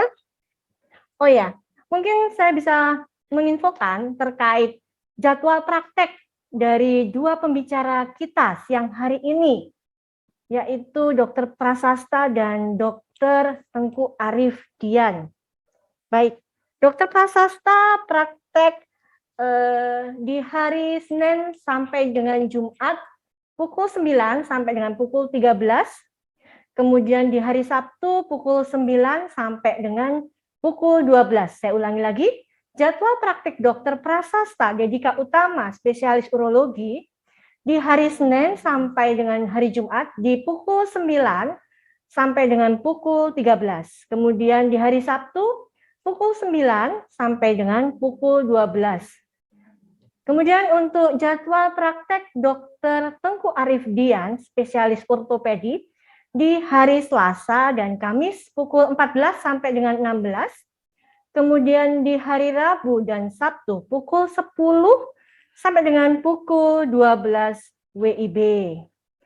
Nah, bagi rekan-rekan sejawat sekalian yang ingin berkonsultasi dengan beliau, Dr. Asta dan Dr. Arif, bisa mencatat hari-hari praktek beliau. Kami mengucapkan terima kasih atas perhatian dan atensinya untuk bergabung bersama kami di acara webinar medis yang ini yang bertemakan diagnosis manajemen prostat cancer and metastatic bone disease. Kami berharap ilmu yang kita terima beberapa saat yang lalu senantiasa dapat memberi atau menambah hasanah keilmuan bagi kita, sehingga kita bisa memanfaatkan untuk diri kita maupun orang-orang di sekitar kita. Terima kasih kami ucapkan. Sampai jumpa di webinar selanjutnya dan Assalamualaikum warahmatullahi wabarakatuh.